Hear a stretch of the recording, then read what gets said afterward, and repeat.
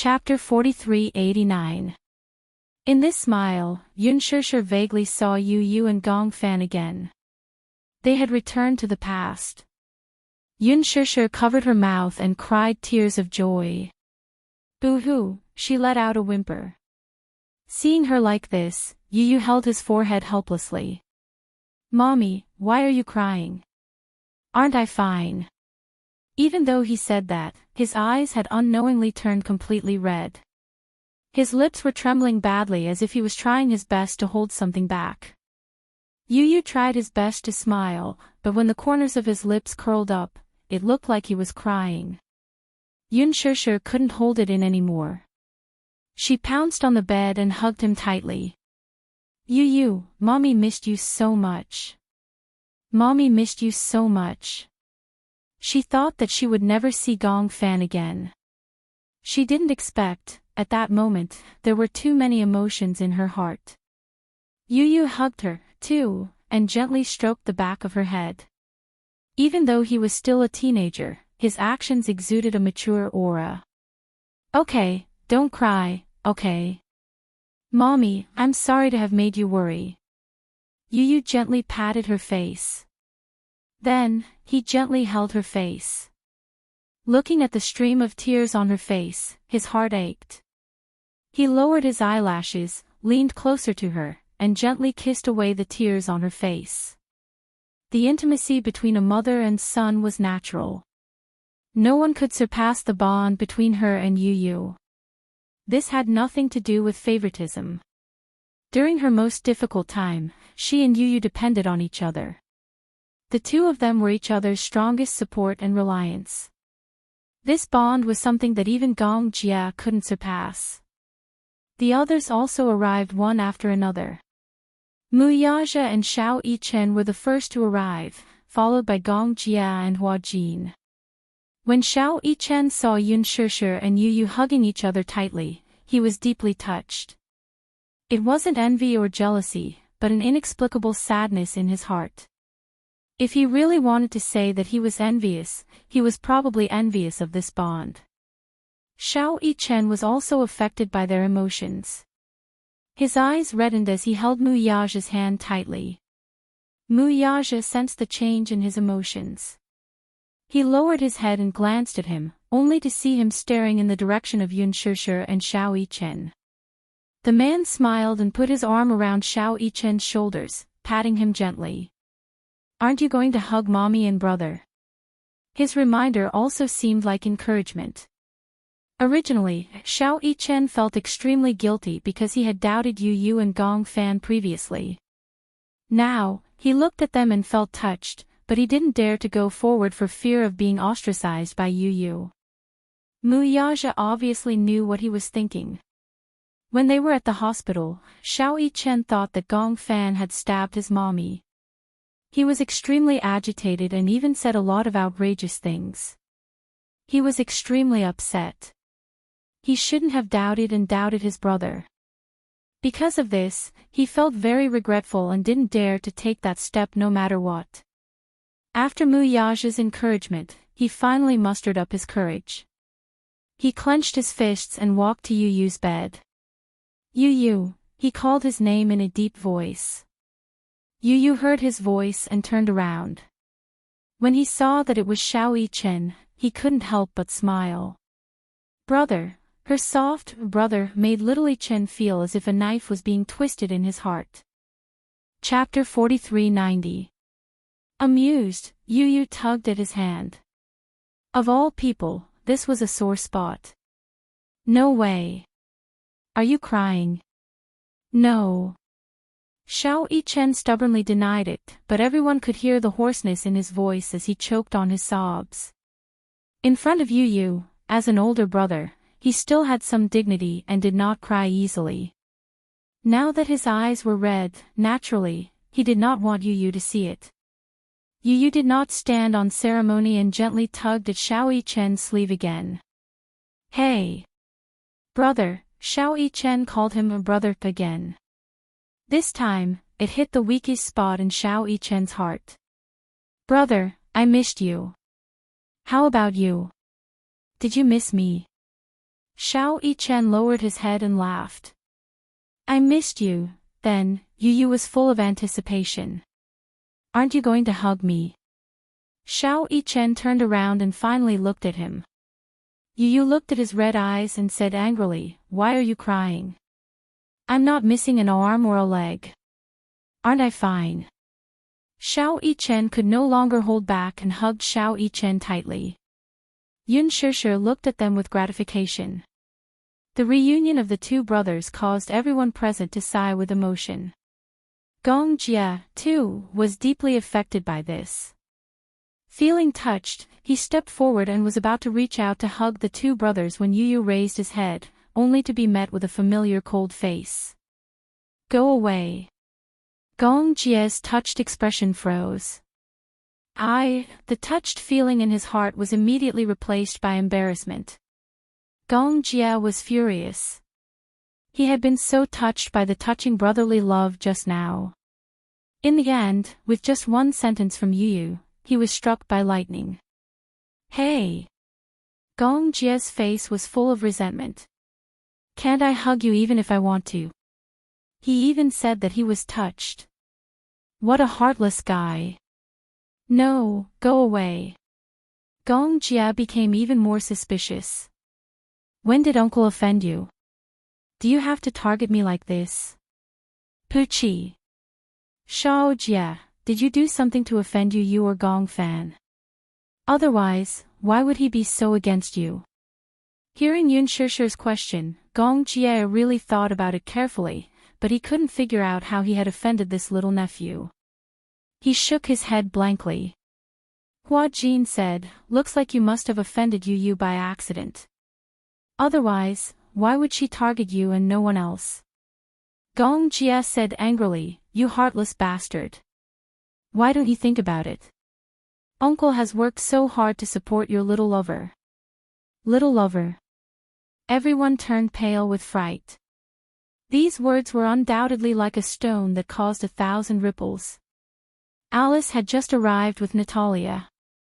Hearing that, she was caught unprepared and burst into laughter. Ha ha ha. Yu's face instantly turned red when he heard this. What are you talking about? Yun Shishir's interest was piqued. Little lover. What little lover? Gong Jia obviously didn't know that Alice had arrived with Natalia. He said in all seriousness, sis, you don't know. Back then, it was this good son of yours who cried and begged me to adopt Natalia. Even a ghost could tell that this guy was up to no good. Yun Shishir heard this and opened her mouth in surprise. No way. Yu is still so young. How can he know all this? How can he have his first awakening of love so early? Children these days are all mature early. Yu retorted unhappily, when did I cry and beg? Who was the one who cried and begged me to adopt her? Chapter 4391. Still trying to deny it. Gong Jia snorted coldly. Uncle worked so hard to raise your childhood sweetheart, but you don't appreciate it at all.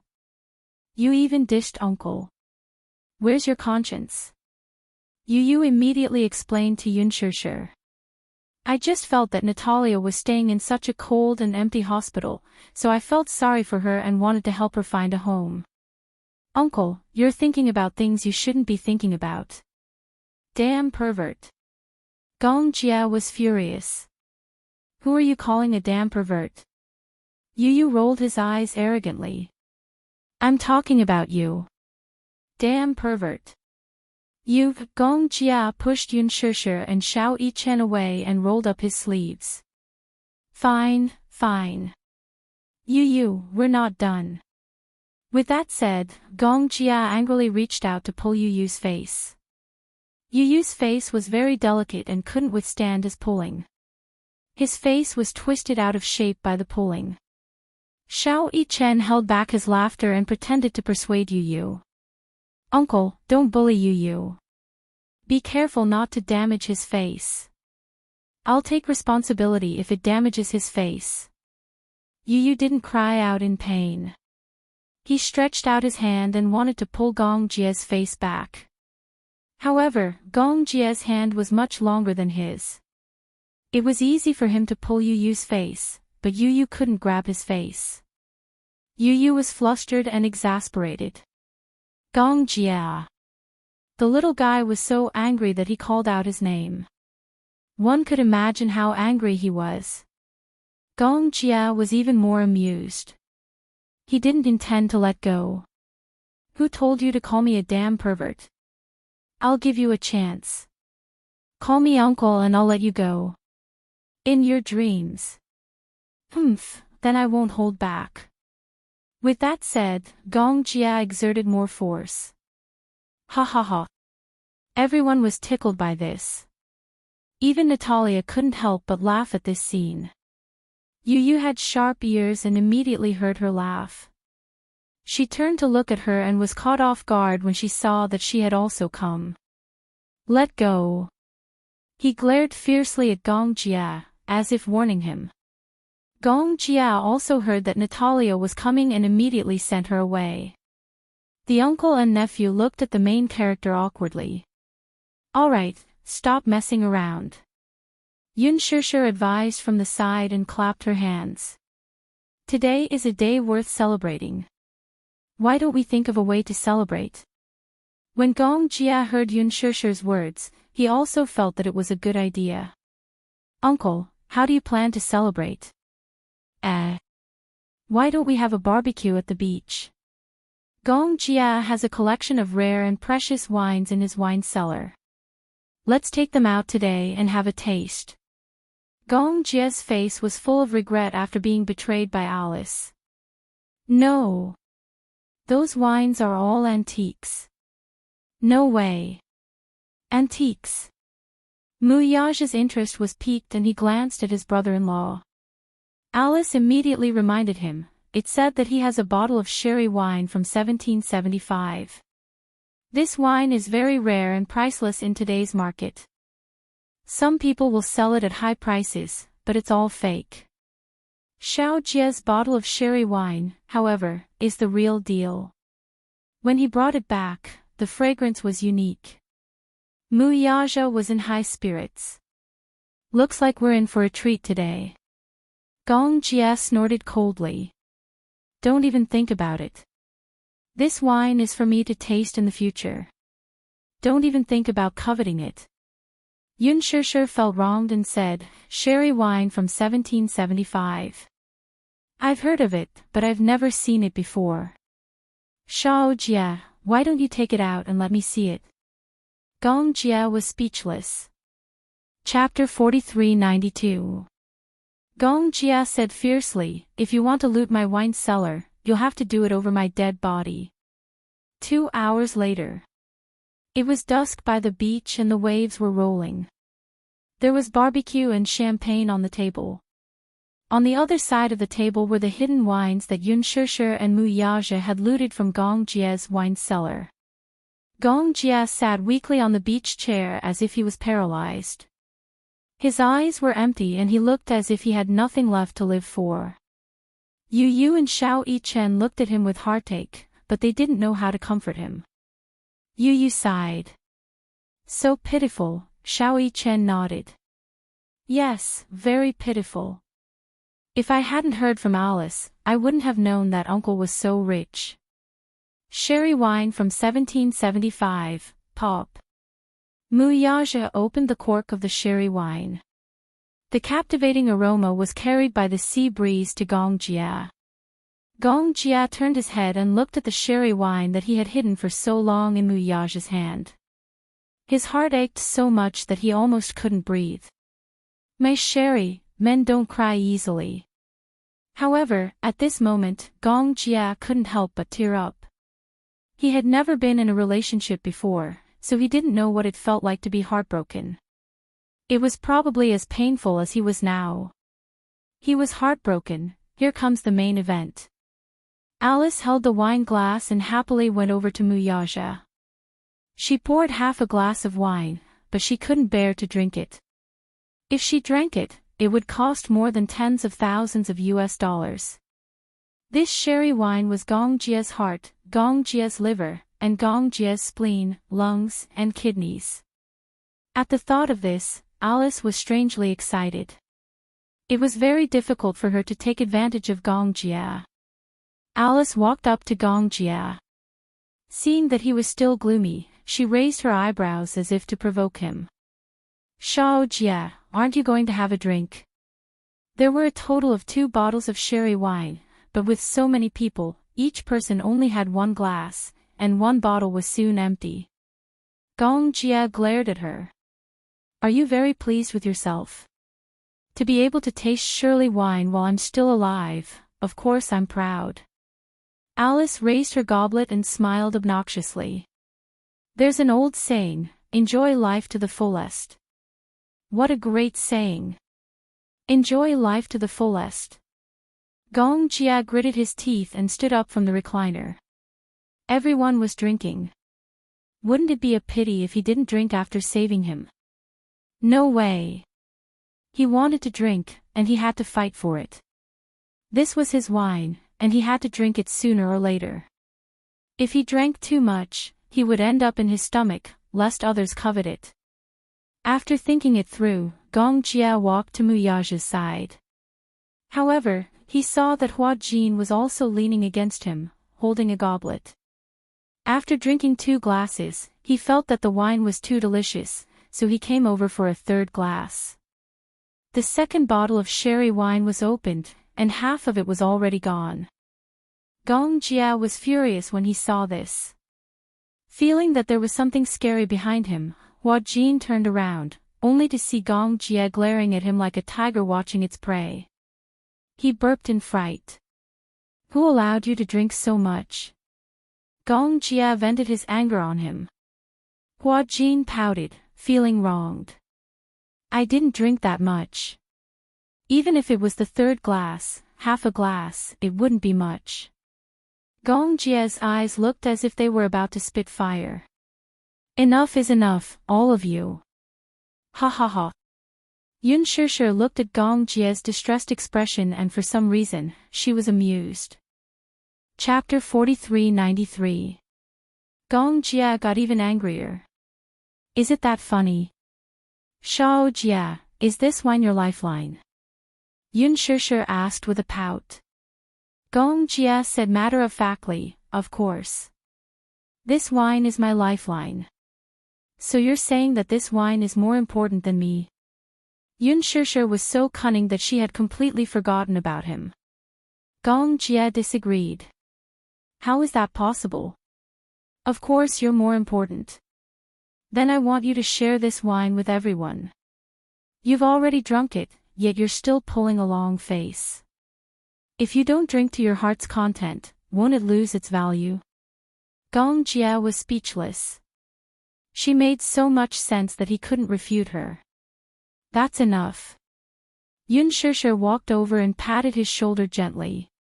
She handed him the wine glass. "Drink. It's rare that we're so happy today. It's a day worth celebrating. Don't look so sad, okay?" For Yun Shishir's sake, Gong Jie's anger dissipated quickly. He took the wine glass silently and took a sip. Hua Jin, who was beside him, immediately moved away from him, trembling in fear. No matter what, he had to stay away from this demon king. "Mommy, I want to drink too." Shao Yichen suddenly ran over. He held the wine glass and stared at the sherry wine. Yun Shishir said, "No, children can't drink. It's just red wine. It doesn't matter. Besides, every bottle of sherry wine I drink is 1 less bottle. When I grow up, I won't even have the chance to drink it." That was heart-wrenching. This sentence undoubtedly dealt another heavy blow to Gong Jie. That's right. The more he drank, the less he would drink because it was limited. He wouldn't have the chance to drink it again in the future. Yun Shishir couldn't persuade Shao Yichen and could only pour half a glass for him. Seeing that Shao Yichen was drinking, Yu craved the wine as well. She brought the wine glass to Yun Shishir and asked for half a glass. "Cheers! Cheers! Ding! Ding, sounds were heard. Several people raised their goblets and toasted. Yunshushu walked up to Gong Jia and winked mischievously. Come, Shao Jia. Cheers. For some reason, when he saw Yunshushu's gentle smile, the haze in his heart was instantly swept away. He gladly raised his goblet and clinked it with hers. Cheers. I'll do it. You can do whatever you want. Yunshushu seemed to be in high spirits, so she drank all the wine in the cup in one go. With a smile on his lips, Gong Jia downed the wine in his glass in one gulp. One must enjoy life to the fullest. Cherishing every day, cherishing every moment, this was the profound meaning of happiness. Gong Jia raised his wine glass and looked at the moon in the sky through the transparent crystal glass. His eyes narrowed slightly, and his gaze became blurry. It was as if his soul had been drawn away. The sea breeze blew gently, making one feel comfortable. Yunshushu was soon half drunk. Alice, Huajin, and Natalia surrounded the barbecue and spared no effort in grilling scallops. Huajin didn't have much experience, but Alice had always been by the sea. Thus, she had many tricks for grilling scallops and oysters. After a while, an enticing aroma filled the air with the sea breeze. It smells so good. A few gluttonous people walked over when they smelled the aroma. Alice placed the grilled scallops and oysters on a plate and sprinkled some seasoning. It was comparable to a barbecue feast at a 5-star restaurant. Those who don't know better would think that you're a 5-star chef, Huajin said quietly. Chapter 43-94. When Alice heard this, she did not think much of it. Why? The chefs on the island roast better than me. I learned it secretly. The seaside is so nice. Huajin sighed from the bottom of his heart. Alice was a little surprised when she heard this. Why do you suddenly have such a sigh? Because the seaside is so beautiful. Don't you think so? During the day, you can swim and dive in the sea. At night, you can sit quietly by the sea, enjoy the sea breeze and eat seafood. It's the most comfortable feeling in life. Shallow. Alice gave a pertinent evaluation. Why do you say that? Living by the sea actually has many advantages. For example, the sea view is very beautiful. There is very little noise by the sea. You can swim every day. There are many minerals in the sea that can improve your skin and improve your physical fitness. The air is also very fresh. However, the sea breeze always carries a fishy smell. In addition, there are many problems with humidity by the sea. For example, clothes are always easy to get wet. The railings of the doors and windows are easy to corrode. Moreover, it's easy to get rheumatism. If you encounter a typhoon or a tsunami, living by the sea is simply a disaster. Huajin was slightly stunned. He seemed to have really not thought of these problems. So, there are many sides to every problem. Life is never perfect. It is always accompanied by all kinds of regrets. Yes. However, there are happiness and regrets. This is life. Perfect. Don't you feel that it's boring? Alice raised her wine glass and gently swirled the wine in the glass with a deep smile. Life is to experience all kinds of ups and downs. This is the greatest meaning of life. However, this is what I think. Everyone's values are different. Perhaps others will not agree. I think I will agree with your view. Huajin pursed his lips and smiled. There is absolutely no perfection in life. There is no doubt about this.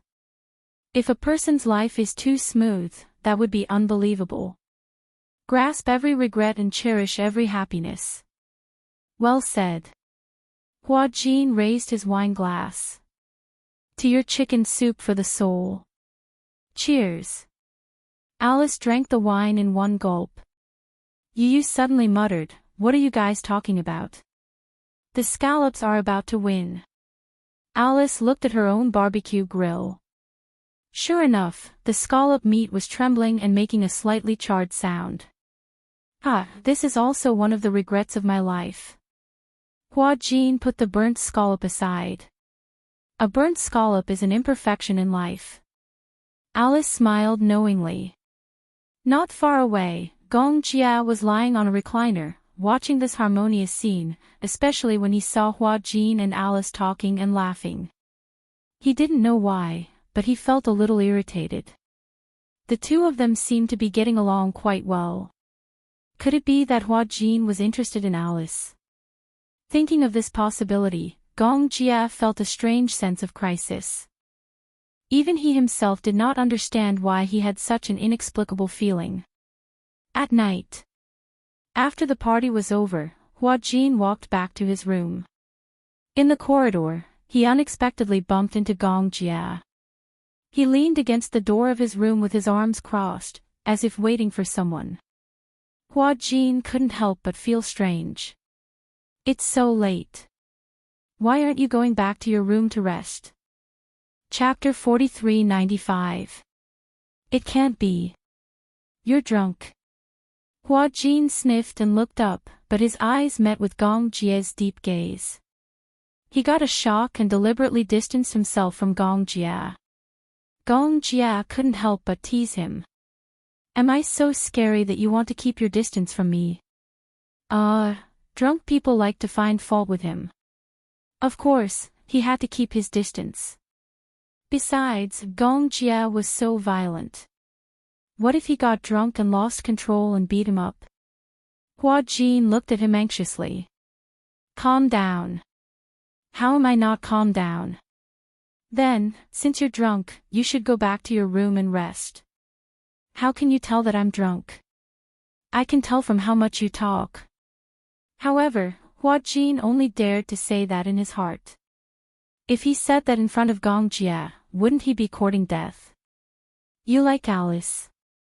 Gong Jia's sudden question made Hua Jin stunned. What? Alice is such a scary woman. In the room, Alice had just finished bathing. She came out in a bathrobe and sneezed loudly. Who's talking bad about me?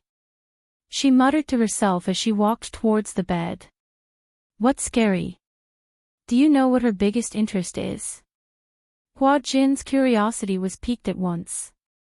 What is it? Dissection. She especially likes to study the human body structure. She has dissected countless corpses. When she used to eat steak, she dissected it with a scalpel. Wretch. Hua Jin couldn't take it anymore and almost vomited. I'm not interested in Alice. Gong Jia raised an eyebrow and looked at her from the corner of his eyes. Then why did you chat with her for so long? He knew it now.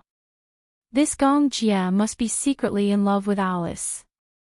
So, seeing that Alice chatted with him for so long, he was a little jealous. At this moment, they wouldn't come to denounce him, would they? Don't worry, I won't fight with you. Hua Jin promised him solemnly. This time, it was Gong Jia's turn to be confused. What did he mean by that? Not competing with him. Snatch what? Don't worry, I will keep a distance from Alice in the future. Hua Jin gave another guarantee. When Gong Jia heard this, he felt satisfied. Rest early. After Gong Jia finished speaking, he leisurely went back. Hua Jin looked at Gong Jia's departing back with a face full of question marks. He was suddenly at a loss. What a weirdo. Hua Jin entered the room and recalled Gong Jia's unfathomable expression. The more he thought about it, the stranger he felt. After recuperating at sea for a few days, Yunshishir's wound healed very quickly. She told Mu Yaja that she wanted to stay on the island for a few more days. Coincidentally, Yu Yu and Xiao Yichen also wanted to stay on the island for a few more days. However, there were still many matters piled up in the Xingyu financial group waiting for him to deal with. Hence, Muyaja chartered a plane to return to the country first. His time on the island was equivalent to a vacation. Yunshishir knew that Gong Xiaoying was also on this island. However, perhaps he was worried about her, or perhaps he was afraid that Yunshishir would not want to face him, so he did not appear in front of her. Yunshishir knew in her heart that Gong Xiaoying was avoiding her.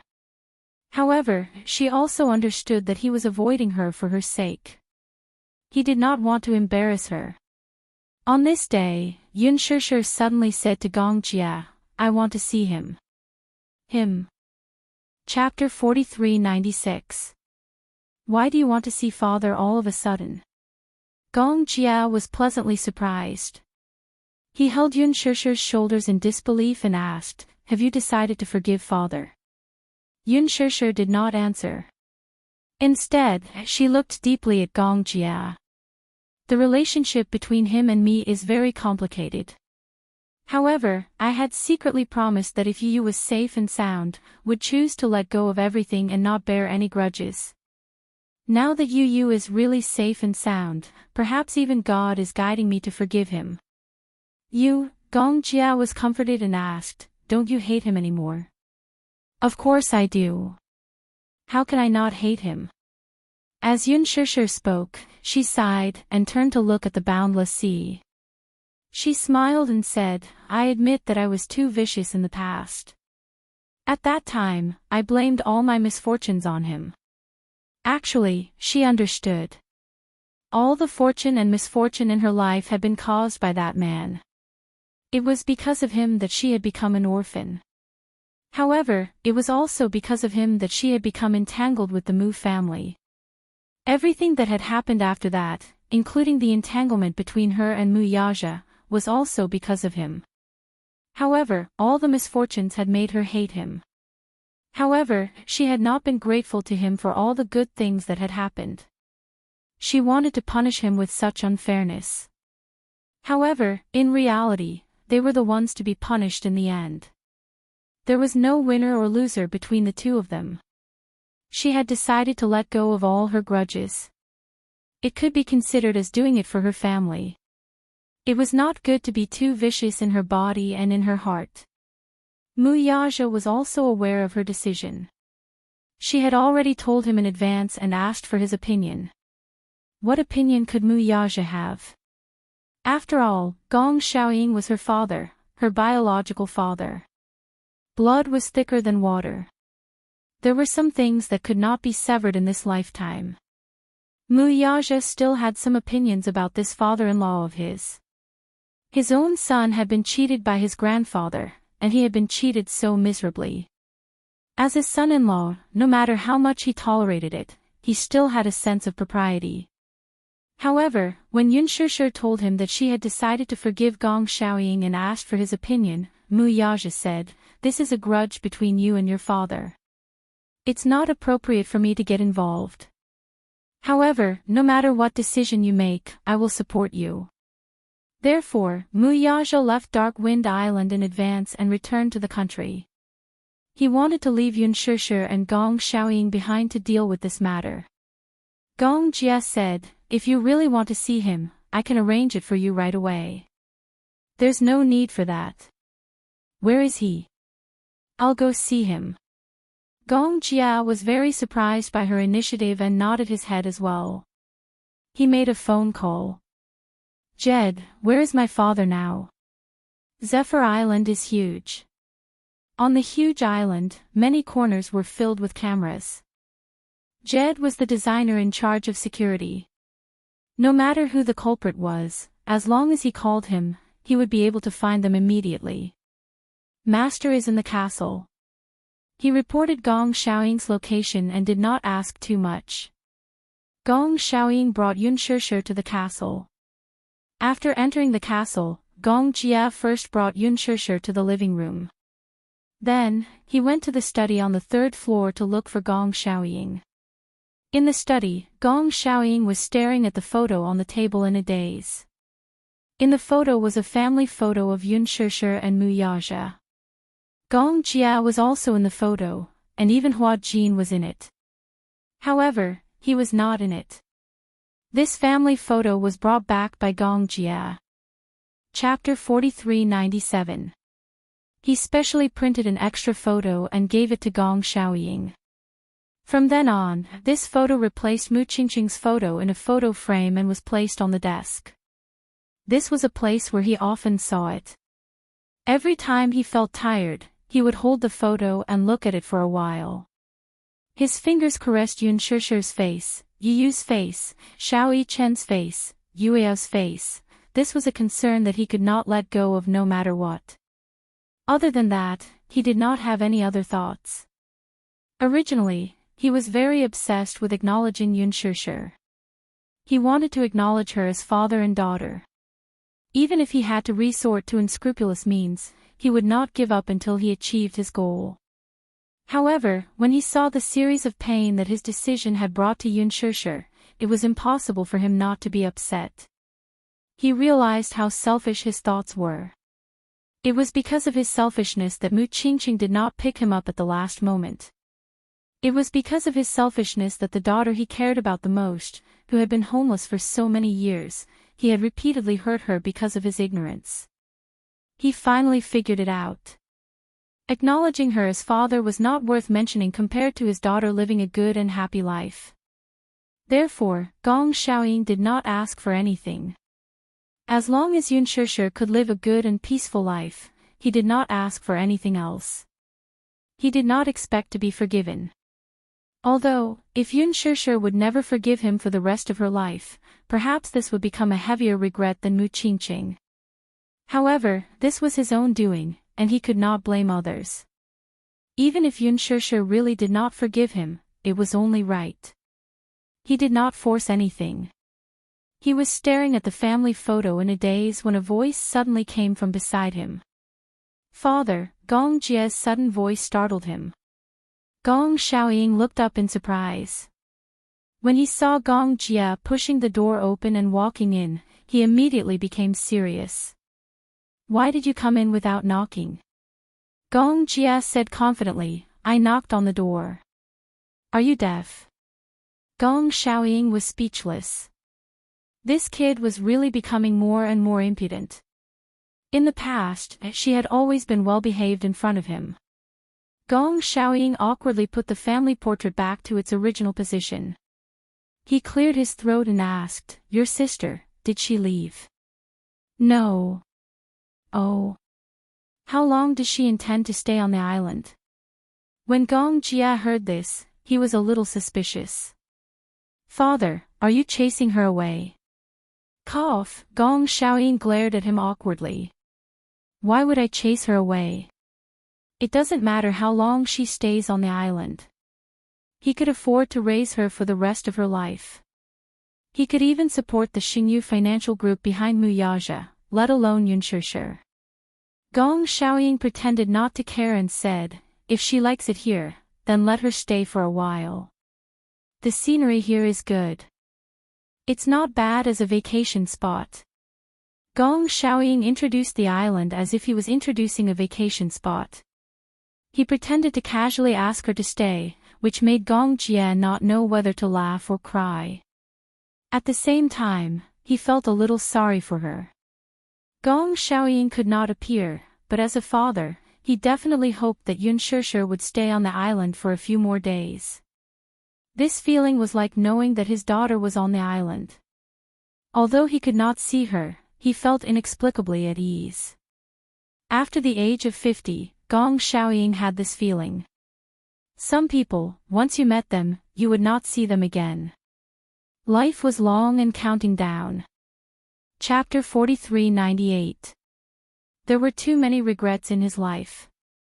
As time passed, he cherished this little happiness even more. There was a sense of security because she was by his side. Even if he couldn't see her, it didn't matter. Gong Xiaoying couldn't show too much concern and could only ask Gong Jia indirectly. "Does she like this place? Is she used to living here? Sometimes the sea breeze is strong and the waves are strong. As a man, you should protect your sister well." Gong Xiaoying asked one question after another, all of which were details. When Gong Jia heard this, he actually had the urge to cry. Gong Xiaoying had never shown this side of him before. He carefully tried to find out news about her from him. He wanted to give her the best and wanted her to stay on the island for one more day. That kind of cautious feeling was as if he would feel annoyed if she didn't like the small details. He was a devoted father who wanted to give her the best from the bottom of his heart. Why don't you ask her yourself? Ask her. Gong Xiaoying smiled helplessly. She hates me so much, how can I appear in front of her?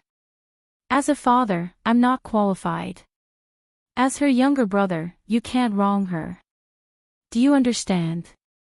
Father, you don't have to give orders like an officer. If she doesn't forgive you, are you going to hide from her forever? Gong Xiaoying was unhappy. When did I hide from her? Otherwise, why didn't you see her when she was on the island for so long? Gong Xiaoying was a little angry. So what if I see her? At that time, she was worried about Yu and I didn't dare to disturb her. Moreover, the person she didn't want to see the most was me. What if I suddenly saw her and she ran away in anger? So you're like a coward, locking yourself in the study and secretly looking at the family photos. Gong Jia's words were not pleasant to the ears. Gong Xiaoying was unhappy because of this. Your tone today is very problematic. What do you want to do? Provoke me. I'm just here to tell you. Gong Jia bent down and stared into his eyes. If she wants to see you, will you see her? Gong Xiaoying was stunned when he heard this. She wants to see me. Yes. When Gong Xiaoying heard this, he immediately disagreed. How is that possible? Who are you trying to fool by saying this? Why would she want to see me? What good would it do me to lie to you? Gong Jia shrugged innocently. Besides, she's downstairs. You'll know whether I'm lying to you or not. Or are you afraid to go? Gong Xiaoying was stunned. He asked in a roundabout way, why does she want to see me? You have to ask yourself this question.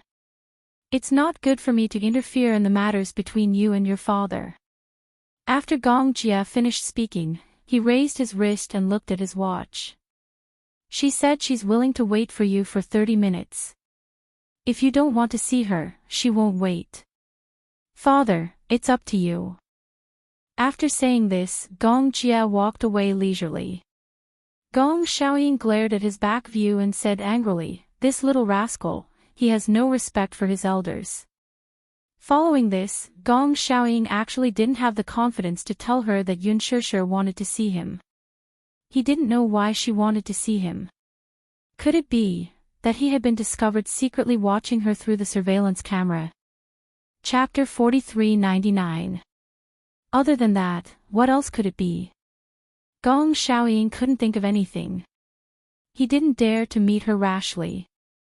He didn't know why, but he was actually very afraid of this daughter. His glass heart really couldn't afford to be hurt. If they met again, she would mock and ridicule him, and then make it clear that they would never see each other again, then where should he put the glass shards on the ground? But he couldn't accept not meeting her. At that time, Gong Jia would definitely mock him for being a coward. He thought it through. Gong Xiaoying decided to meet her. He changed his clothes and solemnly tidied up his appearance, as if he was going to an important negotiation. The next time they met, he must leave a good impression on his daughter. This was a father carefully trying to protect his dignity, and at the same time, he wanted to leave a perfect image in front of his beloved daughter. Even if he was prepared for the worst, he also hoped that in the worst-case scenario, he could leave a place in Yun Shishir's heart. Gong Xiaoying tidied himself up and went out, only to find that 30 minutes had passed. Gong Jia said that Yun Shishir was in the living room. He walked towards the living room with his walking stick, almost without grace. When he walked into the living room, he didn't find anyone there. Gong Xiaoying looked around, but didn't see anyone. He couldn't help but feel disappointed. 30 minutes had passed. that person had probably already left. She had given him 30 minutes of grace. He wasn't willing to wait for another minute. Gong Xiaoying was a little annoyed with himself for wasting so much time on his appearance. He couldn't help but feel a little depressed that she wasn't around. Gong Xiaoying sighed, turned around and was about to leave. But Yun Shishir's gentle voice suddenly came from behind him. "Since you're already here, why don't you sit for a while?"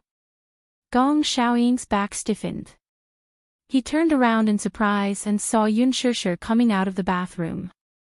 She was wiping her hands with a towel while looking at him calmly.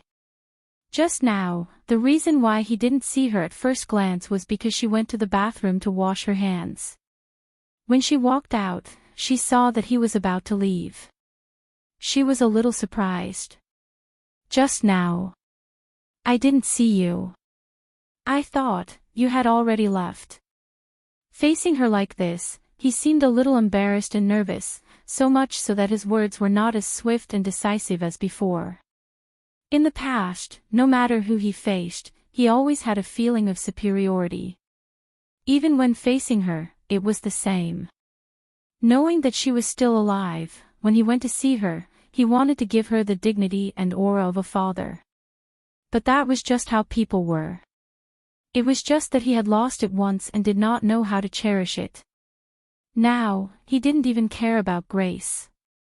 Just speaking carefully in front of her was enough to make her tremble with fear. "Are you not going to sit? I brewed some tea, and it's getting cold now." Yun Shishir took the lead and sat down on the sofa. She had already brewed a pot of tea on the coffee table. There are many good teas on the island. I've never seen some of them before. Using this topic, Gong Xiaoying broke the deadlock. "Do you like black tea or green tea?" "Whether it's black tea or green tea, I don't refuse any. But compared to green tea, I prefer black tea. Especially in winter, when I brew a cup of Jin Jun Mei and Chimen tea, I feel my body warming up. I like black tea too. I heard from Xiao Jia that you actually like coffee the most." Chapter 4400. Yun Shishir said, like my mother, she loved coffee too. However, at that time, coffee was too expensive, so she would often brew flower tea to drink. Flower tea. Yeah. It was rare for Yun Shishir to talk about their childhood with Gong Xiaoying. "When I was young, I still remember the place where we lived. It was very small and simple. It was a typical old, run-down, and small neighborhood with only one bedroom and one living room. The place wasn't big. A monthly rent of 300 to 100 yuan was very expensive at that time. Although the living room and bedroom were very big, because there were 3 of us, my mother placed a small bed in the living room to train Xiao Jie's independence. My mother and I slept in the bedroom. The kitchen wasn't big and the bathroom was small. When I was young, I could only squeeze in the bathtub with Xiao Jia. When I was young, my health wasn't very good and I often caught colds from the cold. However, although the house was small, the garden that came with it was very big." "Garden?" Yun Shishir nodded. "Yeah. I remember that when we first moved in, the garden was already abandoned. Although it's called a garden, it's actually just a flower bed surrounded by weeds and withered leaves." Mom was very satisfied when she saw the flower bed. Although 300 yuan is very expensive, she still bought it without hesitation. Gong Xiaoying said, "Your mother liked flowers and plants very much." "Yeah, she was especially particular about them. After moving in, she spent a day tidying up the house and another day taking care of the flower bed." Oh, following Yun Shishir's description, Gong Xiaoying's heart calmed down. He couldn't help but imagine the layout of the house where the 3 of them rented and that small but warm little garden. "My mother was very tired every day. Because she had to take care of us, it was inconvenient for her to go to work at the factory. Moreover, at that time, the Mu family was looking for her everywhere, so she was afraid.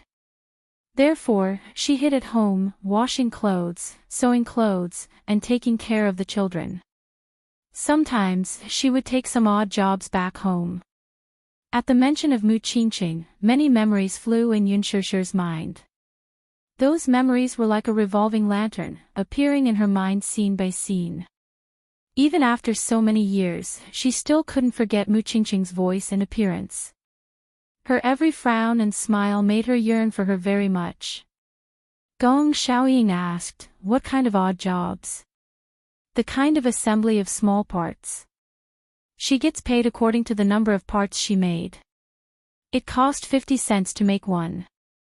Every day, her mother would make 100. Although she could make 50 yuan a day, it was really tiring, it's really tiring." When Gong Xiaoying heard this, he frowned slightly and fell into deep thought.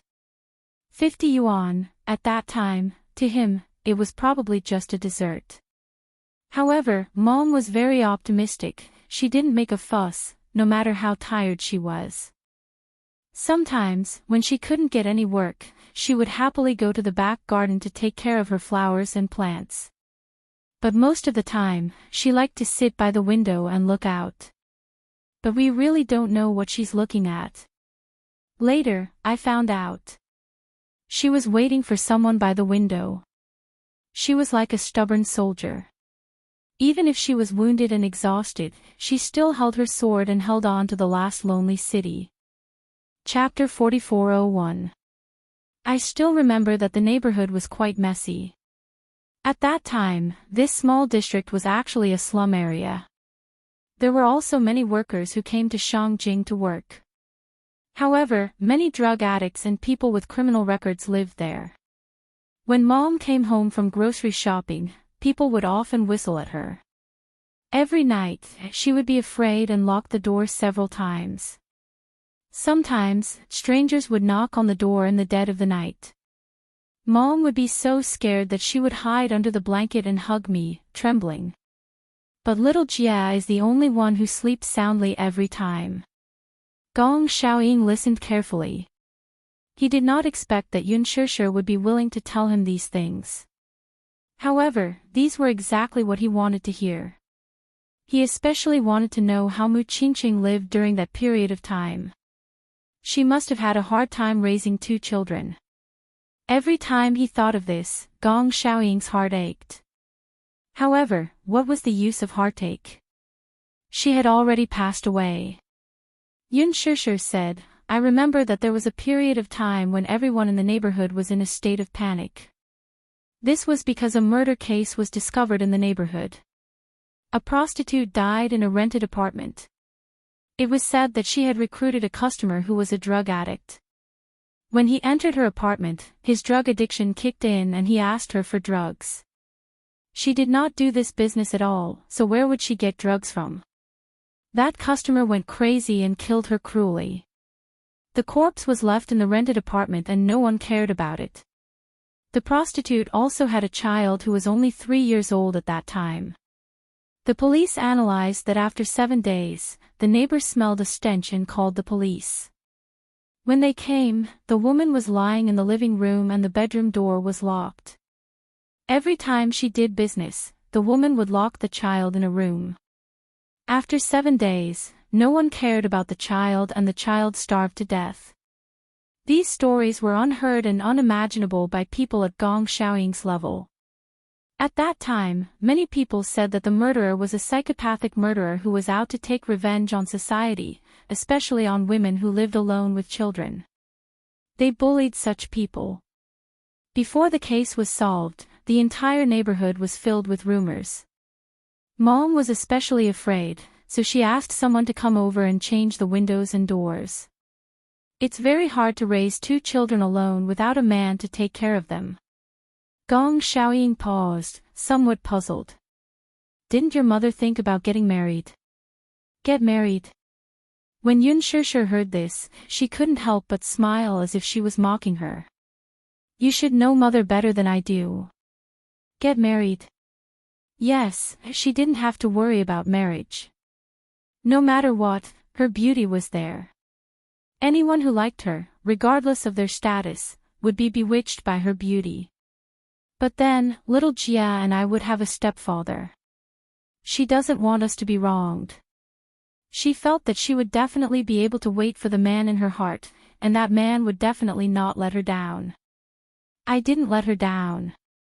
Gong Xiaoying said dejectedly. I thought that she didn't want to go with me, so I was very disappointed. I didn't know that she was under house arrest. After that, she secretly gave birth to you and Xiao Jia. I only found out about this later. Yes. Yun Shishir's eyes reddened as she asked sadly, but didn't she send you a letter? Why didn't you look for her immediately? Gong Xiaoying was speechless. Chapter 4402. That was a crucial move. She couldn't leave him. He thought that if he dragged it out, there would be no problem. It wouldn't be too late to pick up Mu Qingqing after he was done with the matter at hand. And that business became the cornerstone of the Hurricane Group's future. But, because of a mistake, he lost the love of his life. He had always been confident, but he didn't expect that this decision would be the one he regretted the most in his life. He didn't go. You love the country, but you love the beauty even more. But between the beauty and the country, you chose the country. My mother, on the other hand, died without a status. Yun Shishir said with heartache, even in her final despair, she was still calling your name. I heard it, but in the end, she didn't see you. Gong Xiaoying's lips trembled violently. Every time he thought of that scene, just imagining it made his heart ache and suffocate. I'm sorry, Gong Xiaoying felt extremely guilty. He couldn't remember how many times he had apologized.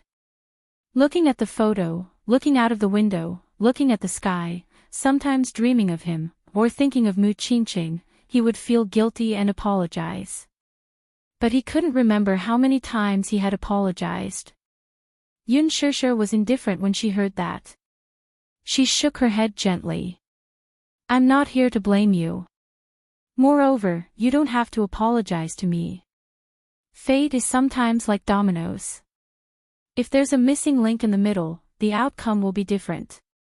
It's also because of you that I met my true love and had 3 cute children. But Dad, the person you should feel indebted to is not me, but Mom. Dad, Gong Xiaoying didn't react at first, but he was really sensitive to the word, Dad. When he heard this sentence, he was stunned. He raised his head in disbelief and looked at Yun Shishir. She looked at him calmly. There was a faint smile at the corner of her mouth. It was relief, calmness, gentleness, and at the same time, a little mockery. I originally thought that I would never say this word to you in this lifetime. She paused and continued, not only did you hurt my mother, but you also hurt Yu and Gong Fan. You even hurt Xiao Yichen. Logically speaking, I shouldn't forgive you. I shouldn't forgive you in this lifetime. Gong Xiaoying gulped. The man who was originally in high spirits was now sitting in front of his daughter, but he did not dare to speak. He was afraid that if he said something wrong, she would be angry again. However, at this moment, he had too many doubts in his heart. This was nothing. She called him Daddy. Did this mean that she was willing to acknowledge him as her father? Gong Xiaoying was agitated, uneasy, speculating, and suspicious. There was a hint of caution in his eyes, which made Yun Shishir feel a little sad. Mother must really want me to acknowledge you.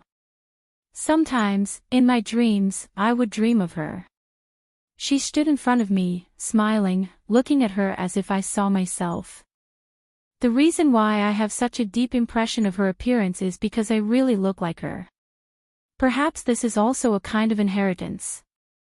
Back then, even in such a difficult environment, she hid for so long.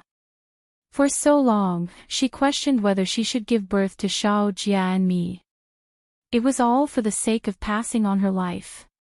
Even if she's no longer around, she still hopes that Xiao Jia and I can be by your side. Chapter 4403. When Yu returned to Hurricane, I once made a wish in my heart. If he and Gong Fan could be well, I was willing to let go of all the grudges. She did not want to remember these grudges anymore. She was willing to let go of everything. God bless her. In the end, Yu and Gong Fan were safe and sound. Hence, she had to keep her promise. Yun Shishir looked up, pursed her lips, and looked out of the window. Finally, her gaze slowly fell on Gong Xiaoying. She took a deep breath, and then, a gentle smile appeared on her face. Daddy, this one word almost certainly implied that she was willing to acknowledge him as her father.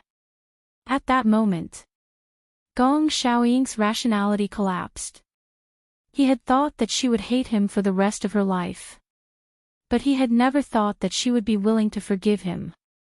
Gong Xiaoying covered his face and let the tears wreak havoc in his heart. In an instant, he choked up like a child. He was very stingy with his tears. When he heard the news of Mu Qingqing's death, he rarely shed tears.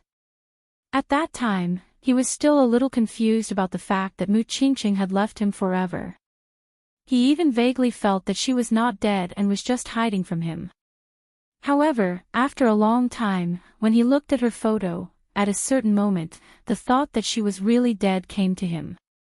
Finally, he could not take it anymore and cried once. This time, Yun Shishir had completely let go of her hatred for him. He could not help but cry again. This was one of the few moments of tenderness in his life. An iron-blooded man, an all-powerful man who stood at the top of the world, at this moment, in front of his beloved daughter, he had completely broken down. Yun Shishir could not help but be moved. She stood up, walked to his side, and gently patted his shoulder. Dad, don't cry, Shishir, I'm really sorry. Yun Shishir kept saying that he did not owe her anything. But did he really not owe her anything? Her words could not convince him at all. He owed her, and he owed her a lot. The sadness in his heart was about to overflow. Yun Shishir knelt down and tried to wipe his tears away. But no matter how hard she tried, her own tears kept flowing. She didn't know whether to laugh or cry. As she wiped away his tears, she also wiped away her own tears. Dad, why are you crying? You're putting me in a difficult position.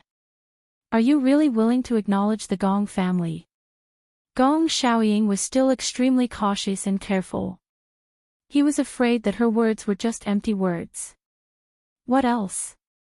I've already said so. Do you still suspect that I'm unwilling to acknowledge the Gong family? No, Gong Xiaoying's heart ached as he hugged her tightly. Sure, let Daddy hug you. This sentence finally broke the last line of defense in Yun Shishir's heart. She gently snuggled into Gong Xiaoying's arms. At this point, it also meant that the relationship between father and daughter had finally been reunited. Gong Jia stood at the door and pushed it open. He looked at the father and daughter who were hugging each other and choking with sobs.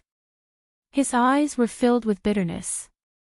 He bit his lip as he looked at this scene, but he felt extremely gratified. He had a family again. Memories flew. It was as if the scenes from his childhood had appeared before his eyes. In the rented apartment, Mu Qingqing was meticulously preparing the hot pot. Chapter 4404. He and Yun Shishir ran back to the kitchen and lay on the kitchen counter, drooling over the fresh beef. Mu Qingqing would urge them to wash their hands as she continued to prepare dinner with a smile. When the hot pot was ready and served to the table, the two little guys gobbled up the hot pot. They were not afraid of being scalded at all. As Mu Qingqing ate, she would suddenly stare at the empty table in a daze. The table in the rental house was a typical square table with the two little guys sitting on each side. Naturally, one side of the table would be empty. Mu Qingqing would often stand up, take out a set of cutlery, and place it on the table as if she had completed some kind of pious ritual. She had always wanted to have a family. The family she wanted was not a luxurious one. She only wanted a family of a few people, healthy and safe. Sometimes, Yunshushu would lie on the windowsill with her and stare in a certain direction without moving. She knew that her mother was waiting for someone. A man. And she knew that this man was her and Xiao Jie's father. But no matter how much she waited and hoped, she could not find him. Sometimes, Yunshushu would accompany her mother and wait by the window. Gradually, she would get sleepy and lie on her arm with her eyes closed, half asleep. In a daze, she saw her mother suddenly run out. Through the yellow afternoon window, she saw her mother throw herself into the arms of a man without a care for her own safety. The man was very tall with a pair of straight legs. He was dressed in a suit and leather shoes. His every movement gave people a sense of security. This was something that Yunshushu, who had been living a homeless life, had never dreamed of. She tried hard to raise her head to see the man's face, but just as she raised her head, she woke up. At that time, she was looking out of the window in a daze. She did not realize that the scene just now was just her hallucination. She could not help but feel a little disappointed. She turned around and saw that her mother was still sitting beside her. She held her chin and looked out of the window as if she could not get tired of looking. Yunshushu raised her head and looked at her mother. She pouted and said sadly, "I had a dream just now." What dream?" "I dreamt of a man standing outside the door. Then you pounced on him and the two of you hugged each other." She would never forget the look on her mother's face when she heard those words. She stared at her in astonishment, tears welling up in her widened eyes. Her heart ached so much that she pulled Yunshushu into her arms. Suddenly, she broke down and felt so sad that it was as if there was a fishbone stuck in her throat. "Mom, is the person you're waiting for Dad?" Yunshushu asked curiously, "When is he coming to pick us up?" Hearing this, Mu Qingqing couldn't hold back her tears. At that time, she vaguely realized it. This man, perhaps she would never be able to wait for him in this lifetime. All this time, she had deliberately ignored and never considered this problem. Now, it was once again placed in front of her. Would she never be able to wait for him? "I can't wait any longer," Mu Qingqing muttered to herself. She seemed to be comforting her, but at the same time, she seemed to be convincing herself. "I can't wait any longer. Mommy doesn't want to wait any longer." However, his prophecy came true. She really didn't get to see him. Gong Jia leaned against the door. Suddenly, his heart palpitated violently. Mother, he could not bear to recall every frown, every smile, every voice, and every face. Chapter 4405. And he did not want to recall Mu Qingqing. Because once he recalled, once he really missed her, he would realize that there were some things in the past that he really could not go back to. Some people would never be there. He had been hypnotizing himself, deliberately not recalling the bits and pieces of the past. Until now, when he saw Gong Xiaoying and Yunshushu hugging each other and reconciling, he realized that the father and daughter had finally recognized each other. If his mother was still around, she would be greatly relieved to see this scene. However, if his mother was still around, Yunshushu would not have waited until now to reconcile with his father. Yunshushu had never minded the hurt that Gong Xiaoying had caused her. She understood that no one could doubt Gong Xiaoying's feelings for her. However, she could not forgive him because this man had made her mother wait for a lifetime. Gong Xiaoying also never dared to recall. Just like that, more than 20 years passed. In these 20 years, women had appeared by his side, but gradually, he realized that he did not need women anymore. Some people's positions were really irreplaceable. Gong Jia could not stand it anymore.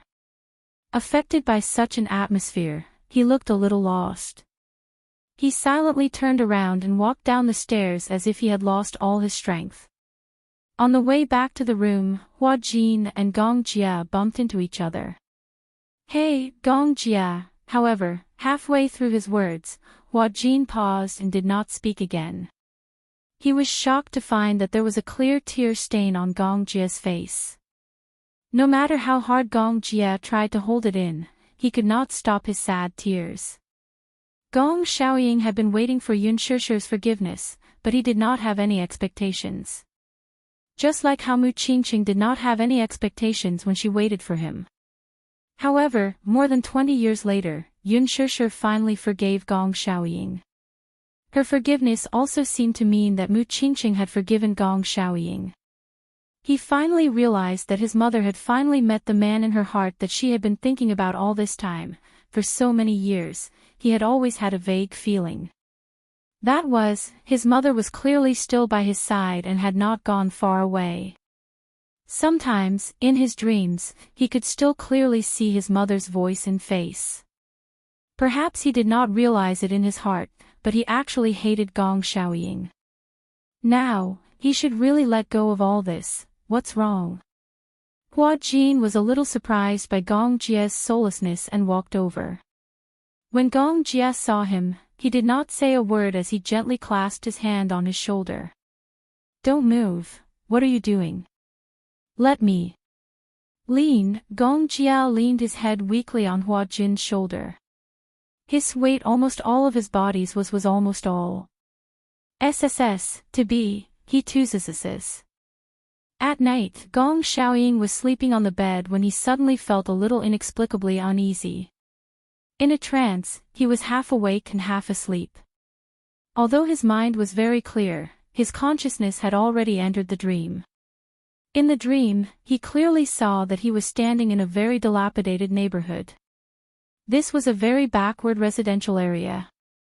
Chapter 4406. Gong Xiaoying slowly walked around the neighborhood aimlessly. The sound of children playing could be heard from the neighborhood. It seemed to be noon. He could vaguely hear the sound of cooking through the open windows of some houses. Soon after, someone called the playful children home for lunch. Beneath his feet was a newly poured cement road. This road seemed to have been an ordinary mud road before, but after the city's construction, it was transformed into a cement road. However, it seemed to have been modified bit by bit. As a result, the road had a patch-like feel. Piece by piece, it gave a very shabby feeling. Suddenly, he walked to a residential area and stopped in his tracks. From his point of view, he could see a courtyard. It was a small courtyard, but it was neatly maintained. Green grass, wisteria, and beautiful Chinese roses decorated the originally dilapidated courtyard. He could not help but be attracted by the courtyard. He slowly walked a few steps closer, but he was unexpectedly bumped into by a few naughty children. The group of children obviously did not notice him, a foreigner, and did not have time to greet him. They chased after him and ran away. Shao Jia, wait for me, a voice attracted his attention. He turned around and saw a delicate and pretty little girl running past him in a huff. In front of her, a little boy who was about her height was waiting for her. Hurry up. You're running so fast. How can I keep up? You're running too slow. We just finished eating. Don't run so fast. Okay. Hand in hand, the two boys ran off again. Gong Xiaoying's gaze was deeply attracted by the two children. He watched as they ran further and further away. Then, he chased after them a few steps closer. Run slower. He heard a woman worriedly calling out to them. The voice came from the window in front. He carefully went from the backyard to the front. For the residents of this neighborhood, the courtyard facing south was the main entrance, and the back was the back door. There was an open window at the back door. A woman was sitting by the bed, holding her chin as she watched the two children run further and further away. Helpless, she sat down by the window. From his angle, he finally saw clearly, it was her, the person who had waited for him all his life, the person he had missed all his life, Qingqing. Gong Xiaoying felt his voice tremble. His voice was so low that the woman obviously did not notice him. Instead, she looked in another direction, not knowing what she was waiting for. Perhaps, others would never be able to understand what it felt like for her to just wait by the window. What was it like to use all your strength to wait for someone? Uneasiness, fear, lost, struggle, all kinds of emotions were mixed up. Gong Xiaoying could not help but mutter, "Ching-ching." He walked towards the window. It wasn't until he got closer and closer that the girl in the window inadvertently glanced over and caught sight of him. Her eyes were fiercely startled. She saw him. Gong Xiaoying stopped in his tracks and took a deep breath. He pursed his lips, but he could not hold back his tears any longer.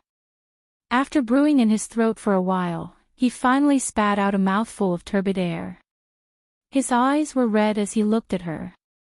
His heart was filled with longing. "It's me," he spoke in a hoarse voice. The woman stood up abruptly and pushed open the window. Chapter 4407. They were not far apart, so he could see the expression on her face. Surprise, surprise, shock, panic. Mu Qingqing covered her mouth, but she did not have the same self-control as him. Tears kept rolling down her cheeks. Xiaoying, perhaps Mu Qingqing didn't expect that she would be able to see him again in this lifetime. She hurriedly pushed open the door and walked towards him. However, when she got closer, she immediately stopped in her tracks and maintained a distance of 3 meters from him. She didn't dare to take a closer look. The two of them faced each other, and there was a feeling of homesickness. She was afraid. When she got closer, she recognized him, but it was not him. He was also afraid. When he got closer to her and hugged her, it was all a dream. Mu Qingqing's eyes were already blurred by tears. Is it you?" she carefully confirmed. She was not sure if the man who suddenly appeared in front of her was the man she had been waiting for. Gong Xiaoying smiled helplessly. The corners of his lips curled up as his brows furrowed tightly. He took a deep breath and choked with sadness. "Qingqing, it's me, Xiaoying, is it really you?" Mu Qingqing tried to take a few steps closer to him. She looked at him carefully until she was sure that the man standing in front of her was the man she had been thinking about and waiting for. She could no longer suppress her emotions and completely broke down. "You're here. You're finally here," she had waited for so long. Mu Qingqing sadly threw herself into his arms and asked hoarsely, "Why are you only here now?" "I've waited for so long, why are you only here now?" Mu Qingqing nestled in his arms. Her tears could not help but wet his lapel. Gong Xiaoying carefully hugged her, afraid that he would hurt her if he hugged her too tightly. Or perhaps, he was afraid that this was just a long dream. If he hugged her too tightly, the person in his arms would turn into ashes when he woke up. Mu Qingqing hugged him tightly, and he hugged her tightly as well. Even if it was just a simple hug, they had waited for more than 20 years. Mu Qingqing sadly said, "I thought I would never be able to wait for you again." She used the last of her strength to force the words out of her mouth. "I thought I would never see you again in this lifetime, how could that be? Idiot, aren't I here now?" Gong Xiaoying hugged her tightly. "Qingqing, don't be afraid. I'm here to take you home." Her whole life, she had been drifting around helplessly, with no one to depend on. Just like migratory birds, they would never have a harbor to rest in. Hearing his words, Mu Qingqing was overjoyed. "Really? Will we have a home?" "Yes. This family has me, you, little Jia, and Shishir." Gong Xiaoying looked at her and sobbed even harder. "Let's never be separated again, okay?" He held her face in his hands and scanned her features inch by inch. He desperately wanted to take a few more glances at her. She was still as beautiful as before. She had jet black hair and mesmerizing eyes. They were watery and lively, as if they were carrying thousands of stars. She stared at him as if he was the only one in her eyes. How could she not want to take a few more glances at him? Gently holding his face, Mu Qingqing tiptoed and took the initiative to kiss his forehead. Xiaoying, I don't regret. She did not regret waiting for him for so long. Chapter 4408. Xiaoying, Mu Qingqing stood on her tiptoes and gently kissed his forehead, the tip of his nose, and the edge of his lips. Finally, a soft kiss landed on his lips. Gong Xiaoying was immersed in the bliss of this kiss. He closed his eyes and his eyelashes trembled violently. Was this a dream? Vaguely, there seemed to be a voice that was asking him silently. Qingqing, am I dreaming? Dream? Mu Qingqing laughed. How could it be a dream? I'm still worried and scared. Is this a dream? Qingqing, Gong Xiaoying finally couldn't hold it in anymore.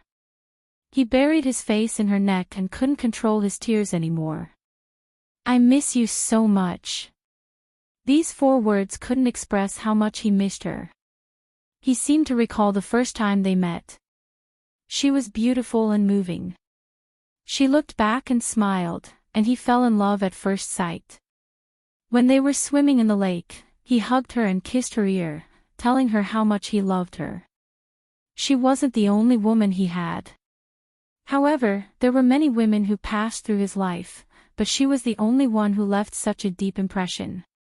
I miss you so much. Gong Xiaoying's tears fell and burned her skin. He really missed her. Every time he woke up from a dream in the middle of the night, he felt as if he was suffocating when he thought that he would never be able to hold her in his arms again.